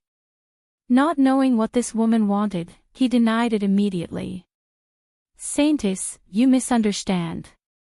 I was just making it up. Don't take it seriously. You were able to guess my name just by making it up. Then I'll have to ask you to calculate it seriously." Taishu Xian didn't believe it at all. His name was considered rare, so how could it be made up so easily? She raised her hands to the back of her head, and the black sleeves on her arms slid down, revealing a pair of white arms. The black veil that had been covering her face was quietly taken off, revealing an exquisite and peerlessly beautiful face that even an angel would be ashamed of. She had a head full of black hair that cascaded down like a waterfall, and her snow-white skin was as smooth as jade. She was even more beautiful than Ji Wu. Her beauty was so shocking that it could stop the flow of time. Yu Qianqiu was stunned. His gaze was deeply immersed in that peerlessly beautiful face, and he couldn't pull himself away. "Didn't you say that as long as I let you carefully feel the bones of my face, you'll be able to calculate who I'm looking for or what I'm doing?" Taishu Xian's pair of beautiful eyes stared at him. The meaning behind her words was very clear. She was clearly asking Yu Qianqiu to use his bone-touching fortune-telling technique again. In fact, the reason why she was pestering Yu Qianqiu was very simple. Naturally, it wasn't because she was attracted to Yu Qianqiu's masculinity. She understood that with her cultivation talent, she would never be able to match a terrifying existence like the devil god. However, she couldn't find anyone with that ability even after searching everywhere. On the contrary, when she talked about Yu Qianqiu with Bai Qi, she had a hint of understanding. Could it be that Yu Qianqiu and Bai Changchun, whose fate couldn't be seen clearly, were the people she was looking for? Although she couldn't be sure if it was those two people, she decided to start with Yu Qianqiu. Because Bai Changchun wasn't that easy to control, she decided to pester Yu Qianqiu. As a result, Yu Qianqiu's bone-touching fortune-telling technique shocked her. Listening to his words and observing his actions, it seemed that he was much stronger than her innate talent. At first, she was a little resistant and didn't want to let Yu Qianqiu touch the secrets in the depths of her heart. However, after thinking about it, she was extremely happy. Since Yu Qianqiu was so good at fortune-telling, he might be able to calculate who could help her take revenge. Therefore, this scene happened. Looking at the beautiful face in front of him, Yu Qianqiu came back to his senses. He couldn't help but smile bitterly. He thought to himself, indeed, dragons give birth to dragons, phoenixes give birth to phoenixes, and mice give birth to children that know how to dig holes. No wonder she was the daughter of Ming, who could attract the devil god and the ancestor of all demons at the same time. The genes that she was born with couldn't be erased. From this, it could be seen how beautiful Ming was in the past. The beauty in front of him made Yu Qianqiu's fingers twitch. He rubbed his hands and smiled awkwardly. Since it's the order of the saintess, how can Yu Qianqiu dare to disobey? What he meant was, then I won't be polite. He pretended to be in a difficult position and strode over to her. Seeing him walking over, Taishu Xian's heart was also beating wildly. No man had ever touched her face. She bit her lips slightly and slowly closed her eyes. Yu Qianqiu, who was walking over, stretched out a finger to hook the beautiful jade-like jaw. A smile of success appeared on his face. In his mind, he was already thinking whether he should touch the soft and nice parts of the woman's body next. However, unfortunately, when he moved forward, a ray of sunlight shone through the shade of the trees and directly shone on his eyes. Disappointing. Yu Qianqiu tilted his head to avoid the dazzling sunlight. When his finger almost touched the other's chin, he looked at the delicate and beautiful face with closed eyes and suddenly paused. In his mind, Grandma Yan's earnest expectation in the boundary formation of heavens appeared. He had promised Tai Shu Xian that he would tell Tai Shu Xian that Grandma Yan missed her very much. Did he really want to take advantage of her for a moment of pleasure? Yu Qianzhou's outstretched hand slowly dropped down, and the snicker on his face gradually disappeared. Regardless of whether he would offend Tai Shu Xian by doing this, at least he could have a good relationship with Grandma Yan in the boundary formation of heavens. Maybe she could help him in the future. How could he lose the big picture because of a small gain? Looking at Tai Shu Xian, who seemed to notice that something was wrong and was about to open her eyes, Yu Qianzhou took a step back and said with a wry smile, Tai Shu Xian. Grandma Yan misses you very much. Grandma Yan. Tai Shu Xian was very moved. She opened her eyes and said with a pair of beautiful eyes, this is also calculated by you. I don't count for anything. Yu Qianzhou sighed and said, I was just joking with you. I don't really know how to read fortunes. It's just that you haven't gone back to see Grandma Yan for so many years, so I'm just giving you a slight punishment. He first denied that he had taken advantage of Grandma Yan and said honestly, I have entered the boundary formation of heavens and met Grandma Yan. I have heard Grandma Yan talk about you. Impossible. How could you have passed through the boundary formation of heavens? Tai Shu Xian shook his head repeatedly to express his disbelief.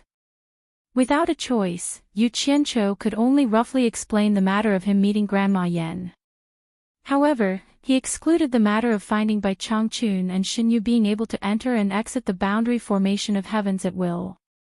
After all, he didn't know Tai Shu Xian's character very well, so he didn't dare to reveal anything.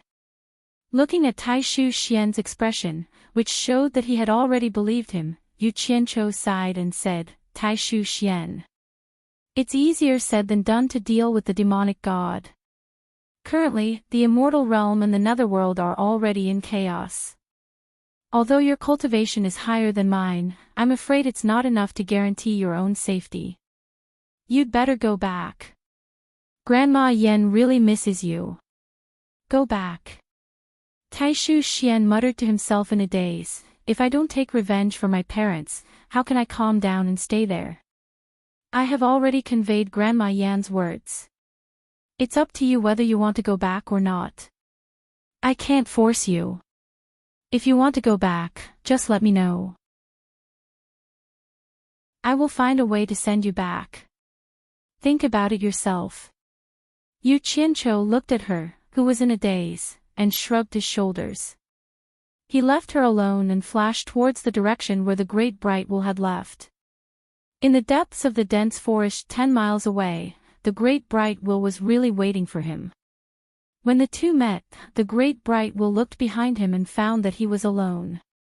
It couldn't help but ask, you got rid of the netherworld saintess? Chapter 11-12. Ignore her for now. Let's see if we can find the person Jintai mentioned. That person might be an old acquaintance of Wei Chuanqiu's. Yu Qianzhou's gaze searched around, thinking of where to look. Wei Chuanqiu knows him. De Ming Luan was a little surprised. He didn't know when Wei Chuanqiu knew such a powerful person. He had never heard of him. He looked around in disbelief. This ancient forest is so vast. Do we really have to search one area at a time? Search one area at a time. Yu Qianzhou shook his head. I'm afraid we won't be able to find that person even if we search the entire ancient forest. I heard Wei Chuanqiu say that the person's residence seems to be in another world. Moreover, the entrance is erratic. It's not like the other two worlds that are fixed in one place after the passage opens. It's very mysterious. So we have to rely on luck to find that person. Otherwise, Jintai wouldn't have used such a stupid method to find that person. He suddenly turned his head to look at De Ming Luan and smiled. Actually, we're just looking. Do we really have to risk our lives to help Jintai? If we run into him, we'll see. If we don't, then forget it. At least on the surface, we can get by with Jean Tai. Don't you think so? He probably didn't realize that without the World Commerce Association subordinates in the immortal world as restraints, and after witnessing by Changchun's methods that were not inferior to the other experts at Jean Tai's wedding, his mentality had gradually changed. Although he didn't mean it, his tone when speaking to Deming Luan was no longer as respectful as when speaking to the commander of the Chamber of Commerce Alliance. To be more precise, there was no need to act like a grandson in front of Deming Luan. And the great bright will had accompanied him step by step, and he had subconsciously become a little unconcerned. Yu Qianqiu's mysterious means of sending Wei Chuanqiu and a large group of people to the divine ruin realm, as well as his relationship with the underworld emperor and the underworld saintess, had all shocked him. Now he realized that this lad was somewhat unfathomable. Most importantly, Wei Chuanqiu and Yunpeng had a close relationship with this kid. Adding to the fact that they had risked their lives to save him, Deming Luan's mentality had changed greatly. Once the two of them finished discussing, they headed into the depths of the forest together. Walking from the edge of the ancient forest to the depths of the vast forest, one would find that the distance between the trees was getting thinner and thinner, but the individual trees were getting bigger and bigger. Even a dozen people holding hands would not be able to encircle these trees. Some of these towering trees were even hundreds of feet tall, and some of them had a canopy that could cover a radius of several miles, or even dozens of miles. The trunks of these trees were as sturdy and majestic as a city.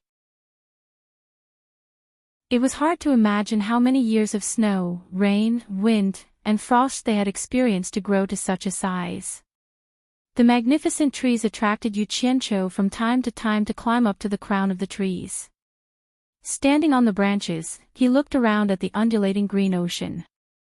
He realized that the scenery was even more spectacular and shocking than when he was flying in the sky. A gust of wind blew past, bringing with it a refreshing air. Amidst the rippling blue waves in front of him, there were also many beautiful purples and beautiful reds. There were all kinds of trees with leaves that were not green.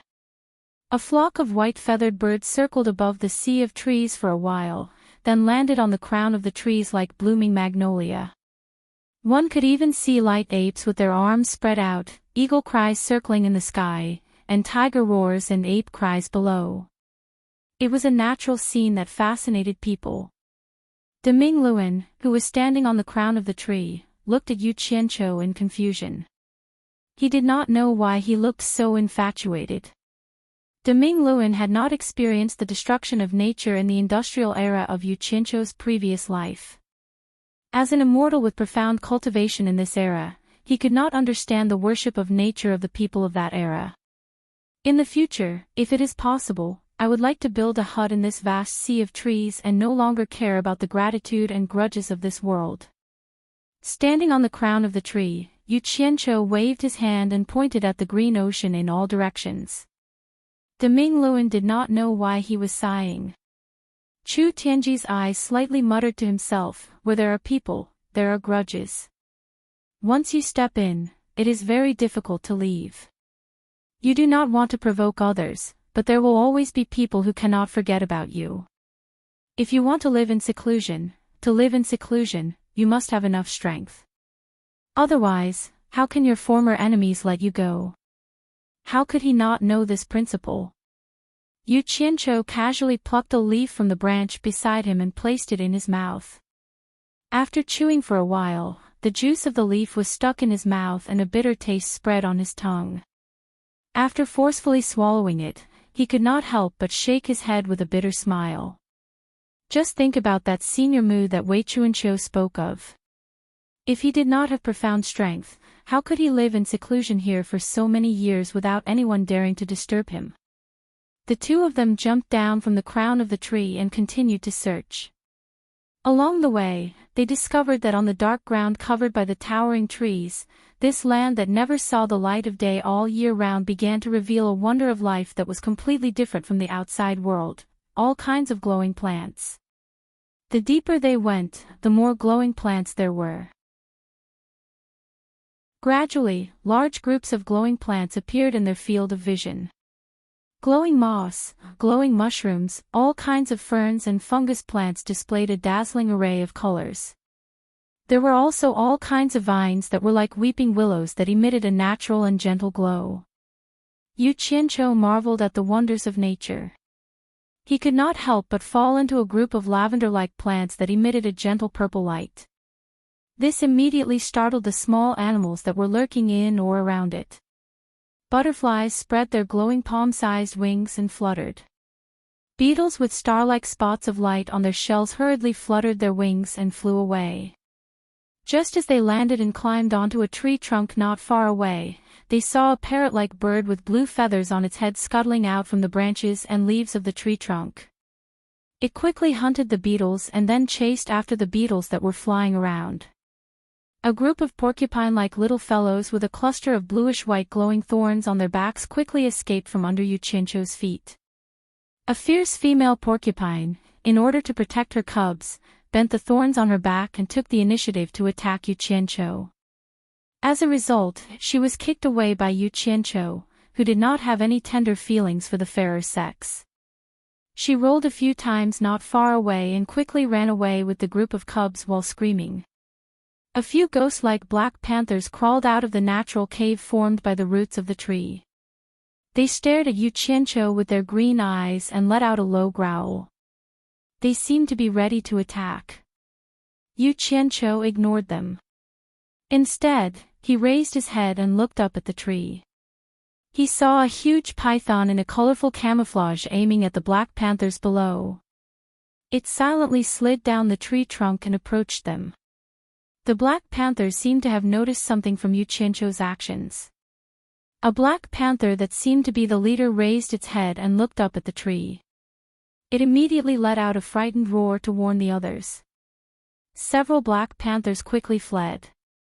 When the huge python saw that its prey had escaped, it raised its head and hissed angrily at Yu Qianqiu. It suddenly shot over like an arrow leaving the bow.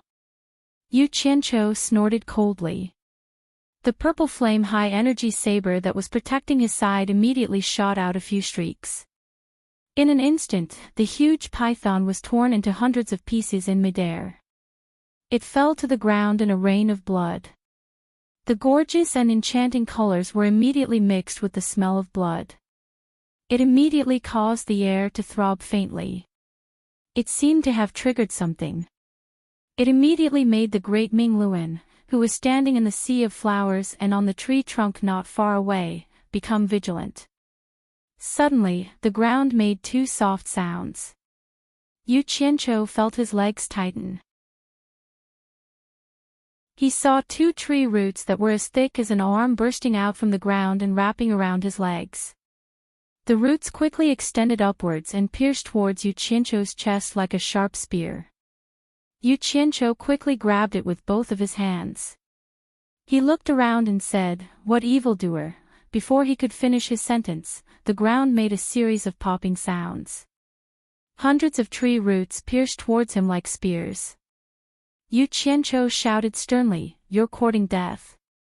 His whole body exploded with a purple light that was condensed from a high temperature.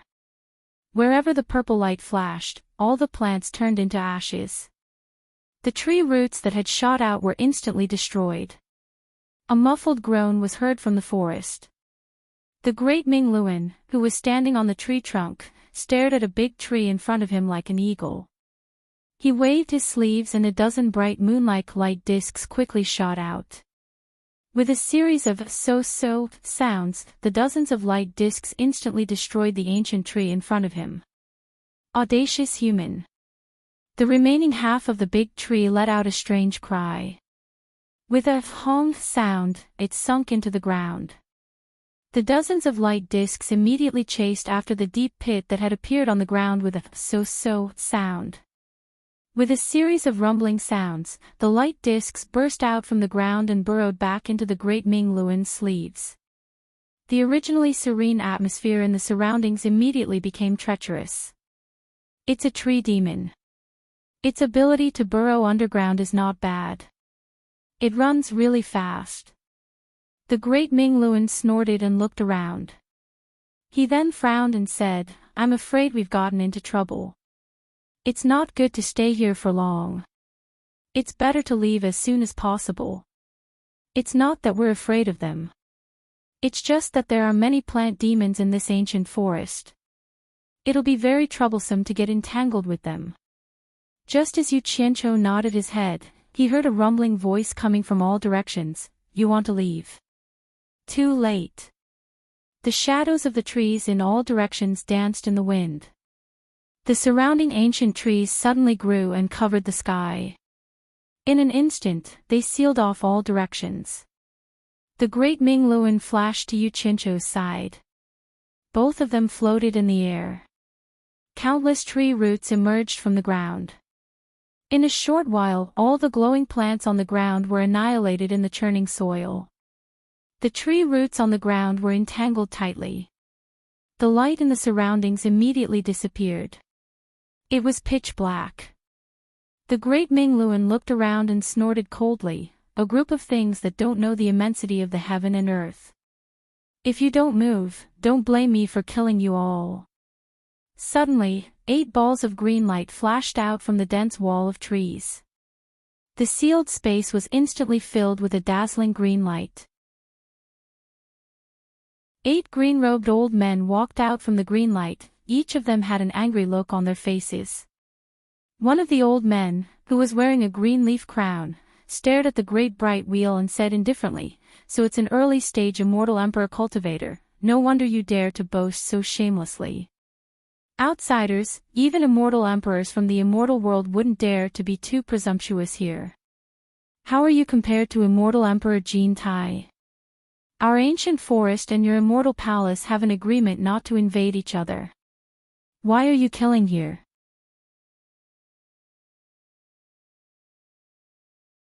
Chapter 11:13. From the looks of it, this person seemed to be the leader of these people. De Ming Luan took a closer look and was slightly shocked. He realized that he could not see through the person's cultivation. He looked at the others and found that their cultivation was similar to his. It seemed that this was going to be troublesome. He immediately sent a telepathic message to Yu Qianqiu about the situation and discussed whether they should fight or run away. Yu Qianqiu was also stunned. He did not expect that he would attract so many experts just by making a move. It seemed that this ancient forest was located within the 3 realms but was independent of the 3 realms. There must be something extraordinary about it. It was obvious that there were more experts in the ancient forest. It would not be good for him to make a big deal out of this. Thinking of this, Yu Qianqiu smiled faintly and said, "You are exaggerating. A giant python ambushed me and I killed it. Then, a tree demon attacked me first. I did not kill it because this is the ancient forest. If I really wanted to start a massacre, do you think it would have a chance to run?" As he spoke, there was a buzzing sound. His entire body was instantly enveloped by purple flames like firewood that had been ignited. An intense heat surged out. The green light that was flickering on the bodies of the 8 people instantly retracted and formed a protective aura on the surface of their bodies, resisting the frightening heat that made their hearts palpitate. All of them looked at Yu Qianqiu in shock and bewilderment. All of them felt a terrifying power that naturally countered each other, causing their hearts to tremble. The pupils of the old man wearing the green leaf crown suddenly shrank and he suddenly cried out, "This is purple fire, purple fire. Purple fire of the true Samadhi fire." The other 7 people also cried out, "Purple fire." De Ming Luan felt the terrifying temperature around his body. He also looked at Yu Qianqiu in bewilderment. He didn't know how many more secrets this fellow had. The tangled roots on the ground and the surrounding tree walls were visibly shrinking with a squeaking sound. It seemed that they were in great pain. Yu Qianqiu only wanted to show off. He did not want to become enemies with them. He quickly retracted the terrifying heat and the purple fire into his body. He looked at them with a smile, indicating that he really did not have any evil intentions. Once the purple fire disappeared, the 8 of them finally stabilized their trembling souls. At this moment, they realized that they could not see through Yu Qianqiu's cultivation. The 8 of them looked at each other, and the green light on the surface of their bodies retracted back into their bodies. The entangled tree roots on the ground quickly separated and retracted back into the soil. The surrounding tree walls also quickly retracted, and the ancient trees returned to their original positions. The hazy light began to shine down from the sky again. However, the various kinds of light plants that were buried in the soil could not be restored. The scattered light of the plants could be seen in the soil after the tumble. Of the light of the ground of the earth was much darker than before. I admit that your purple fire can restrain us. However, this is not a place for you to behave atrociously. The old man wearing the green leaf crown stared at Yu Qianqiu and said in a deep voice, "Since nothing serious happened, we do not want to make things difficult for you. We hope that you will abide by the agreement between us and the immortal palace. Please leave quickly." Humph. Deming Luan immediately snorted. Previously, they were not so easy to talk to. It was obvious that they were here to punish us. Now that they realized that something was wrong, they immediately became easy to talk to. Yu Qianqiu glanced at him. He knew what that humph meant. However, although the purple fire was powerful, if he used it with his own cultivation, he would not be able to gain the upper hand if he really fought with these experts. The main reason was that the difference between their cultivation was too big. Moreover, he did not want to become enemies with the people in the ancient forest. Leave quickly. Yu Qianqiu raised his eyebrows. He shook his head and said with a smile, "I am afraid that I will have to disappoint you. This time, I was invited to the Woodkiller Sea as a guest. I have not met Senior Mu yet. How can I leave so easily?" Woodkiller Sea. A few people frowned and muttered. It seemed that it was the first time they had heard of this. As for Senior Mu, there were simply too many people in the ancient forest who could be called Senior Mu. The 8 of them were no exception. It was also the first time that Deming Luan had heard of this place. However, he believed that Yu Qianqiu did not say it casually. There must be a reason for him to say it at this time. As he pondered, he felt that this Yu Qianqiu was a bit mysterious. In fact, Yu Qianqiu didn't know about the Woodkiller Sea. He had only heard Wei Chuanqiu mention it once, so he casually used it. In any case, he never had any psychological burden when he spoke carelessly. Yu Qianqiu's gaze swept across the 8 people. From the eyes of the old man wearing the emerald leaf wooden crown, he caught a trace of surprise and uncertainty. He immediately smiled at him and said, "Presumably, you should know about the Woodkiller Sea." The other 7 people's gazes immediately focused on him. They all revealed a questioning look. One of them even asked, "You really know?" The old man wearing the emerald leaf wooden crown hesitated for a while. He muttered, "In the past, when I traveled the entire ancient forest, I vaguely heard people mention that the Woodkiller Sea seemed to be the name of the ancient forest's holy land. The person who said this also heard it but did not dare to confirm it.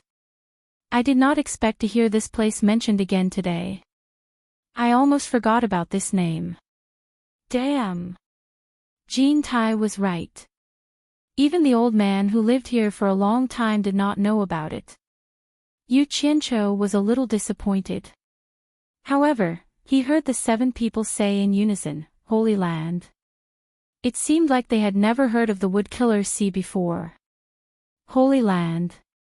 Yu Qianqiu's spirit was lifted. He looked left and right and said with a mouth full of nonsense, "Yes. That's right. The Woodkiller Sea is the holy land of the ancient forest. Do you know where it is?" Everyone's gazes immediately focused on him. Although the old man wearing the emerald leaf wooden crown was somewhat mentally prepared, he still could not help but say in surprise, "The Senior Mu you are talking about is the Senior Mu from the Holy Land?" Yu Qianqiu was immediately filled with joy. Finally, he had a chance to find the place where the wood spirit lived. Although he could not devour it now, he could first find the place and mark it. Who knows, it might be useful in the future. He immediately nodded and said, "Yes. Yes.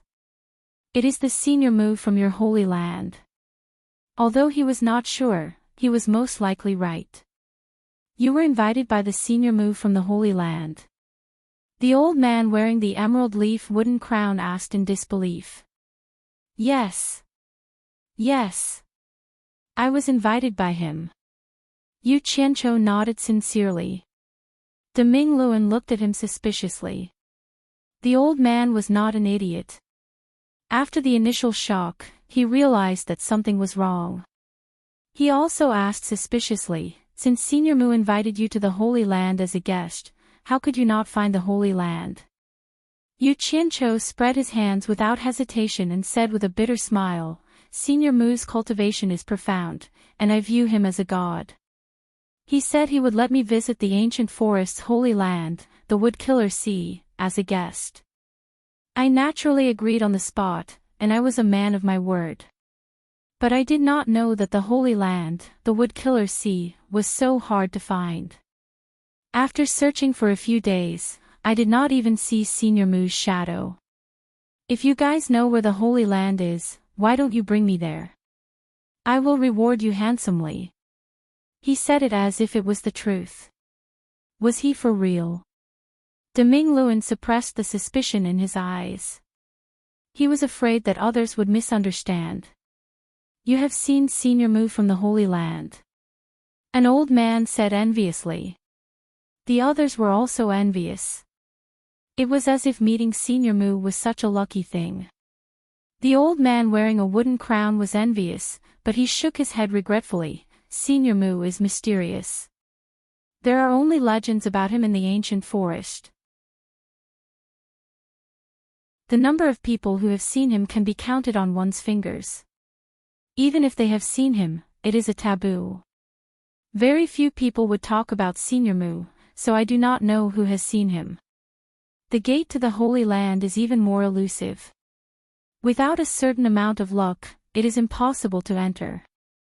Legend has it that if we cultivators are lucky enough to enter the Holy Land, we will receive guidance from Senior Mu. It is very beneficial to our cultivation. Unfortunately, we do not have the fortune to go to the Holy Land." The others heard this and had a look of yearning. Only Yu Qianqiu observed their expressions and said with disappointment, "So, you guys do not know where the Holy Land is?" "Indeed, we do not know." The old man wearing a wooden crown shook his head. He suddenly paused and said, "But since you were invited by Senior Mu, perhaps you can try your luck at the ancient language tree. Maybe you will encounter the gate to the Holy Land." Ancient language tree. Where is it? Yu Qianqiu's eyes lit up. The old man waved his hand and pointed to the east. "In the center of the ancient forest, there is a cliff. Beside the waterfall, there is a towering tree called the ancient language tree. Its leaves are yellow and withered. It is said that it has died for countless years. But it has not died for countless years. It has experienced countless snow, rain, wind, and frost, but its withered leaves have not fallen. It is very magical. The most amazing thing is that whenever the wind blows, you can hear a strange murmur under the tree. It is as if someone is talking. This is also the origin of the name Ancient Language Tree. Unfortunately, very few people can understand what it is saying. It is said that those who can understand it can find the gate to the Holy Land. You guys should go and try. Are there many people in the ancient forest? It must be a gathering of experts. Will it be inconvenient for people from the outside world to go there?" Yu Qianqiu asked in detail. He was worried that trespassing into the forbidden area would cause the experts in the ancient forest to gang up on him. Ah. The old man paused and immediately understood his concern. He sighed and said, "I heard that it used to be lively there. But too many people wasted their time under the ancient language tree, but they could not understand what it said. almost all of them returned in disappointment. Plus, it is inconvenient for us wood elementalists to leave our bodies for too long. As time goes by, except for some newcomers, no one else will go there. Hearing this, Yu Qianqiu's expression twitched, and he cursed in his heart. He felt that the old man's guidance was too unreliable. He didn't even need to guess to know that it was only a legend. If it was useful, then the wood demon sea, which regarded it as a holy land, would probably swarm there every day.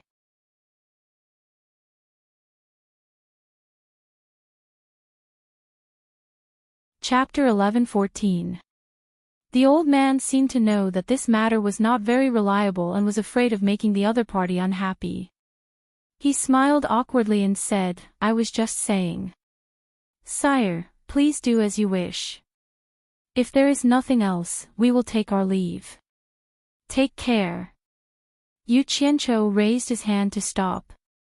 He stared at the old man and slowly asked, "The ancient forest is so big. How am I going to find the center?" De Mingluan looked at him speechlessly. It seemed like this guy really wanted to do something useless. The old man was very honest. He waved his hand again and pointed to the east. He said with a serious expression, "Go straight to the east. When you see a cliff with a waterfall and a lonely ancient tree, you will reach the center of the ancient forest. The environment there is very obvious and easy to find. You will see it when you get there." Then he kindly warned, "If Sire really wants to go there, I suggest you go straight to the sky. You can more or less avoid some unnecessary trouble.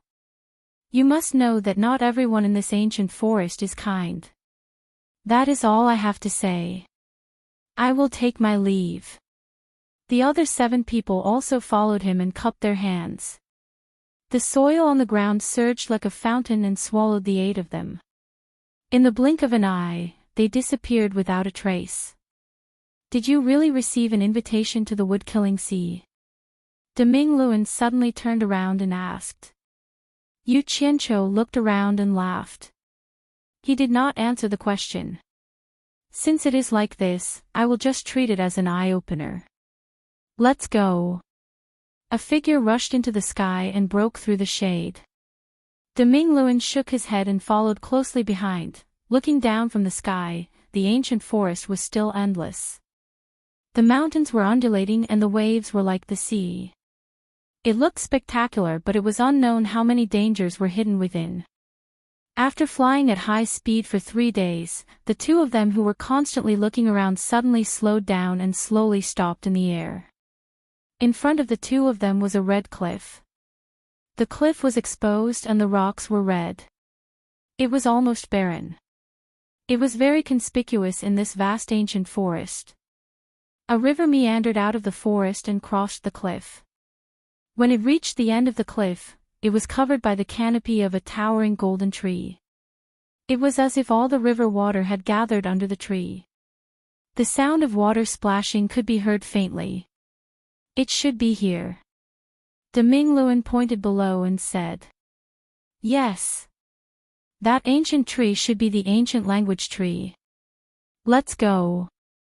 Let's go down and take a look." Yu Qianqiu was the first to go down. He was stunned when he landed under the tree.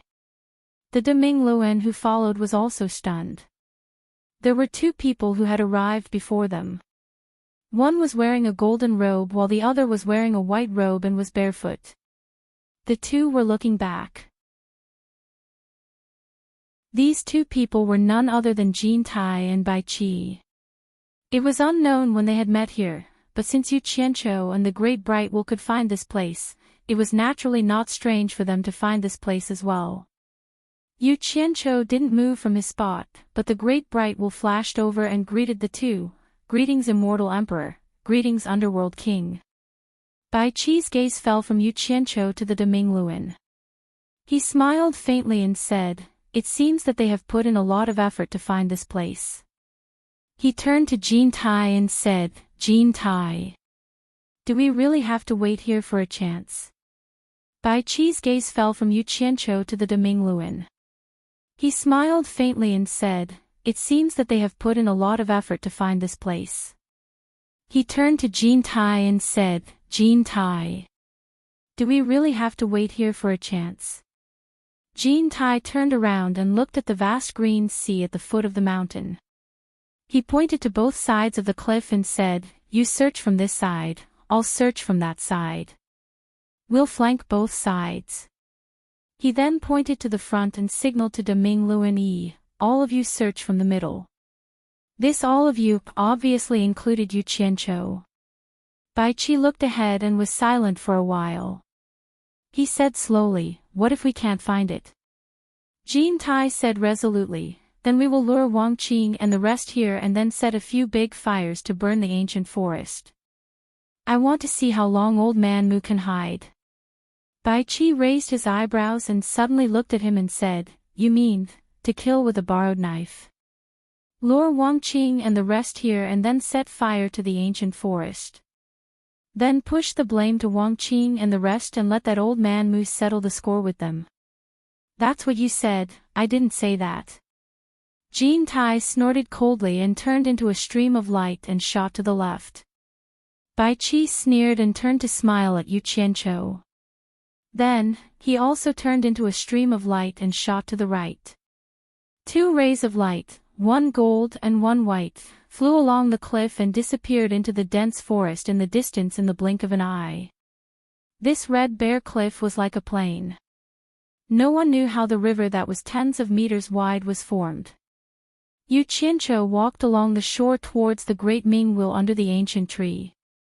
From time to time, fat fish jumped out of the water and fell back into the water. When he reached the edge of the steep cliff, he saw that the river suddenly turned into a crystal waterfall, and the sound of water flowing could be heard. Incomparably thick tree roots climbed up the cliff like countless pythons, and even stubbornly rooted into the red rocks. More than a dozen tree roots drilled out from the mountain wall and the waterfall, extending down the mountain wall along the waterfall. Strong and powerful tree roots could also be seen in the river on the cliff.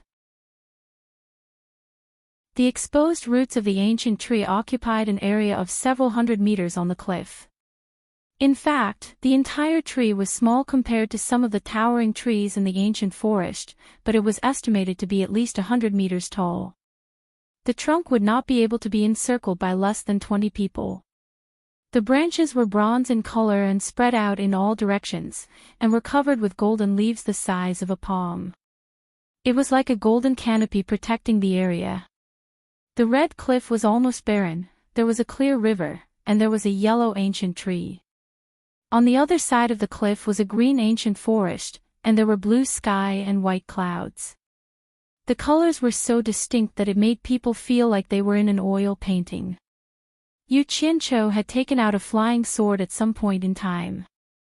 He stood on the thick and exposed roots of the tree and forcefully hacked at the ancient tree a few times. Unexpectedly, the sound of metal clashing could be heard. After spending a lot of effort to chop off a piece of rough bark, he turned around and shouted to Deming Luan, "It's really a withered tree, but it's really hard. No wonder it can stand here for so long." After saying that, he directly sat on the thick roots and rested with his back against the big tree. Deming Luan was speechless. He walked towards him and asked, "What do we do now? Do you really want to try your luck here? There's no smoke without fire. With this legend, there must be some truth to it. Since I'm here, I'll just take things as they come. If I don't try, how will I know if it's true or not?" Yu Qianqiu laughed and lay there with his hands on his head. Deming Luan, who was originally worried about the future of the immortal palace after it collapsed, was also infected by his emotions. Thinking that this guy had a backup plan, there was indeed nothing to worry about. After thinking it through, he unloaded the psychological burden and relaxed his body. He walked with large strides to the side of Yu Qianqiu and laid down leisurely like him. Yu Qianqiu tilted his head to look at him and smiled, "That's right. Being relaxed is the way of the king. It's so tiring to keep a straight face all day long." Deming Luan was just about to open his mouth to say something when suddenly a gust of wind blew. The golden leaves above swayed, and the whole ancient tree actually let out a faint murmur under the wind. When the wind was strong, the murmur became louder.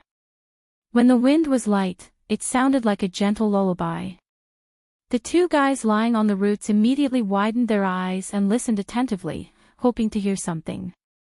However, after listening for a long time, they still couldn't hear anything. The wind stopped, and the sound also stopped. Yu Qianqiu stared at the slightly swaying leaves above him and said, "Did you hear anything?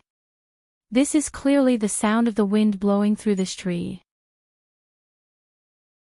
It would be strange if I could hear anything." Deming Luan coldly snorted, "It's really just a rumor. Do you really want to continue waiting? Don't jump to conclusions so easily. Why don't we wait for a day and see? If there are no abnormal changes tomorrow, it won't be too late to leave." Just as Yu Qianqiu finished speaking, another gust of wind blew, and the ancient tree started to murmur again. The two people's ears perked up again. There were so many winds in the mountain. Every once in a while, they would hear the ancient tree humming a lullaby. This made Yu Qianqiu feel a little drowsy. Suddenly, there was a paw-paw sound in the river. A fish jumped out of the water and fell back. Yu Qianqiu suddenly sat up and wiped his face with both hands. He felt that it was too dangerous to fall asleep in a place like this. When he turned around, Deming Luan had already sat up and was looking at him with a cold smile. It seemed to be saying, "You can even fall asleep here, I really have to give it to you." Yu Qianqiu smiled awkwardly and said, "I'll go get something to relieve my fatigue." Then, he dashed towards the bottom of the cliff far away. Deming Luan was curious about what this fellow was going to do. After a while, he saw him scurrying back from the bottom of the cliff with a big pile of firewood in his hands. He threw it on the ground and then took out two swords and ran to the river bank to look around. Suddenly, two water pillars shot out from the water and wrapped around two fat carps. They dashed towards the swords in Yu Qianqiu's hands and opened their mouths to swallow the swords in their hands. Yu Qianqiu carried the two big carps and ran back to the pile of firewood. He took out a set of barbecue utensils. The firewood on the ground was quickly chopped into pieces and stuffed into the barbecue utensils. With a wave of his hand, a ball of red flame was spat out and the firewood in the barbecue utensils turned into bright red charcoal. The two fat carps were still twisting their bodies even though they were dead. They were then grilled over the charcoal. After doing all these, Yu Qianqiu rubbed his hands excitedly and took out two jars of wine. He threw one of them to Deming Luan, who was stunned. He then opened the seal and gulped down a few mouthfuls before putting it aside. He took out some seasoning and brushed it on the dead carps. He was beautiful, but when combined with the environment at this moment and place, he really ruined the scenery. Deming Luan was really speechless. He could only sigh as he leaned against the tree and drank by himself. When the aroma of the barbecue was wafting in the air, he suddenly heard Yu Qianqiu's, "Eh?" Deming Luan turned around and saw Yu Qianqiu standing there curiously and said, "This aroma. Don't tell me the barbecue in the ancient forest also has this aroma." He held his sword with both hands and raised it in front of his face. He fanned his nostrils and sniffed the barbecue in his hand.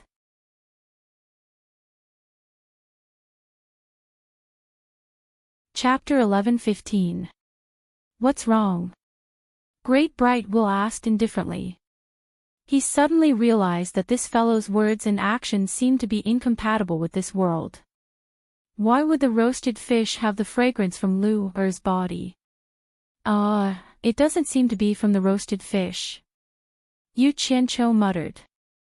His face popped out from behind the two big roasted fish and said, "Do you smell something?" "Nonsense. Of course it's the smell of the roasted fish." Great Bright Will said in a bad mood. "That's not right. Could it be?" Yu Qianqiu's eyes lit up and he immediately looked around. Deming Luan's pupils that were looking at him suddenly shrank. He saw that the place where Yu Qianqiu was standing suddenly had a layer of transparent black ripple light wall. If it wasn't for the clear and crystalline light, it would be almost impossible to notice. And Yu Qianqiu, who was inside it, was looking around like a thief, as if he had stolen 2 grilled fish from someone. "Be careful behind you!" Great Bright Will cried out in alarm. Yu Qianqiu was shocked when he heard this. He suddenly turned around and his entire body suddenly disappeared. Great Bright Will shot out rapidly and a series of light wheels shot out from his sleeves, shooting towards the wall of light with the force of lightning. However, the exploding light wheels missed. That wall of light seemed to have disappeared at the same time as Yu Qianqiu. The great bright wheel that flashed away searched around the roasted fish. The 10 light wheels that were retracted circled around his body to protect him as if he was facing a great enemy. After that, Great Bright Will flew into the sky and quickly patrolled the surroundings. Unfortunately, he couldn't find a trace of Yu Qianqiu in all directions. When he returned to the side of the barbecue set, the Great Bright Will kicked the barbecue set into the river dozens of meters away with a clang sound. He looked around his surroundings silently, thinking about what had happened just now. Normally, it was impossible for Yu Qianqiu to leave without saying a word. Furthermore, the situation just now. The Great Bright Will was suddenly slightly stunned. Could it be that the mysterious rippling light wall just now was the so-called gate of the sacred land? The more he pondered, the more he felt that it was the case. A gust of wind blew by, and the ancient whisperer tree repeated the same ancient voice that it had been murmuring for countless years. De Mingluan looked at the ancient whisperer tree, and after a moment of absent-mindedness, he shook his head and said to himself with a bitter smile, "Is this kid really that lucky? People couldn't find the door to the Holy Land, but he was roasting fish here, and he accidentally entered it. Grilled fish. Unless, otherwise, how could there be such a coincidence?" The Great Bright Will seemed to have thought of something, and hurriedly flashed to the riverside. He picked up the severely deformed barbecue set from the kick, and used his great cultivation to roughly repair it with a caw-caw sound. Carrying the barbecue set, he carefully examined the position that Yu Qianqiu had placed it earlier, and restored it to its original position. Then, he tossed the remaining dry firewood on the ground into the barbecue set, and quickly started a fire. This wasn't the end. He also took out 2 flying swords, and with a shwa-shwa sound, he stabbed 2 fat carps into the riverside. After everything was ready, he imitated Yu Qianqiu's previous actions, and also pretended to roast the fish. However, he seemed to be a little absent-minded, and would occasionally look behind him. Speaking of which, when Yu Qianqiu heard the Great Bright Wheel's warning, he abruptly turned around to be on guard. Before he could figure out what was going on, he felt as if he had collided with someone. His head also made a dong sound, as if he had been hit by something with a stick. In the end, before he could even cry out in pain, a soft and pleasant ouch came from the other side. Yu Qianqiu was instantly enraged. He hit someone and still cried out in pain. This was too much of a bully. Yu Qianqiu focused his eyes and saw a green-clothed little girl staggering back from the collision. When he saw who it was, he couldn't help but be stunned. The green-clothed little girl rubbing her nose also froze when she saw who it was. "Lu'er," Yu Qianqiu said in disbelief. If the little girl in front of him wasn't Lu'er, who he had saved and brought back to the World Merchant Association, then who else could it be? He saw Lu'er carrying a large brown wooden staff. The staff seemed to be made from 2 intertwined tree roots, and the head of the staff was like a large lingji mushroom. It seemed to be very out of place in Lu'er's hands. Yu Qianqiu. Lu'er was also stunned.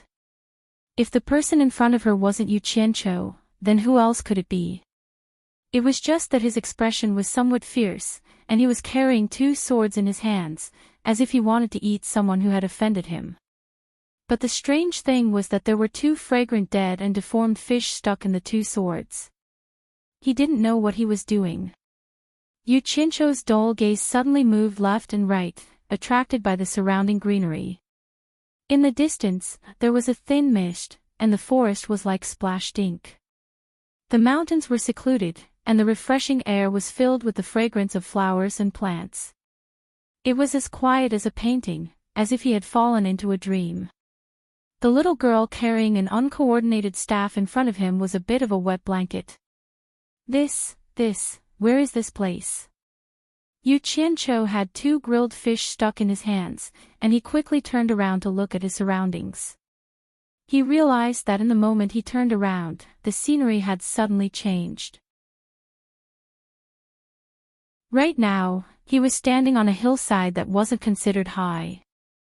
His gaze fell upon an ancient tree behind him, and he was once again dumbfounded. The golden leaves and the bronze trunk were exactly the same as the ancient tree he had seen on the cliff earlier.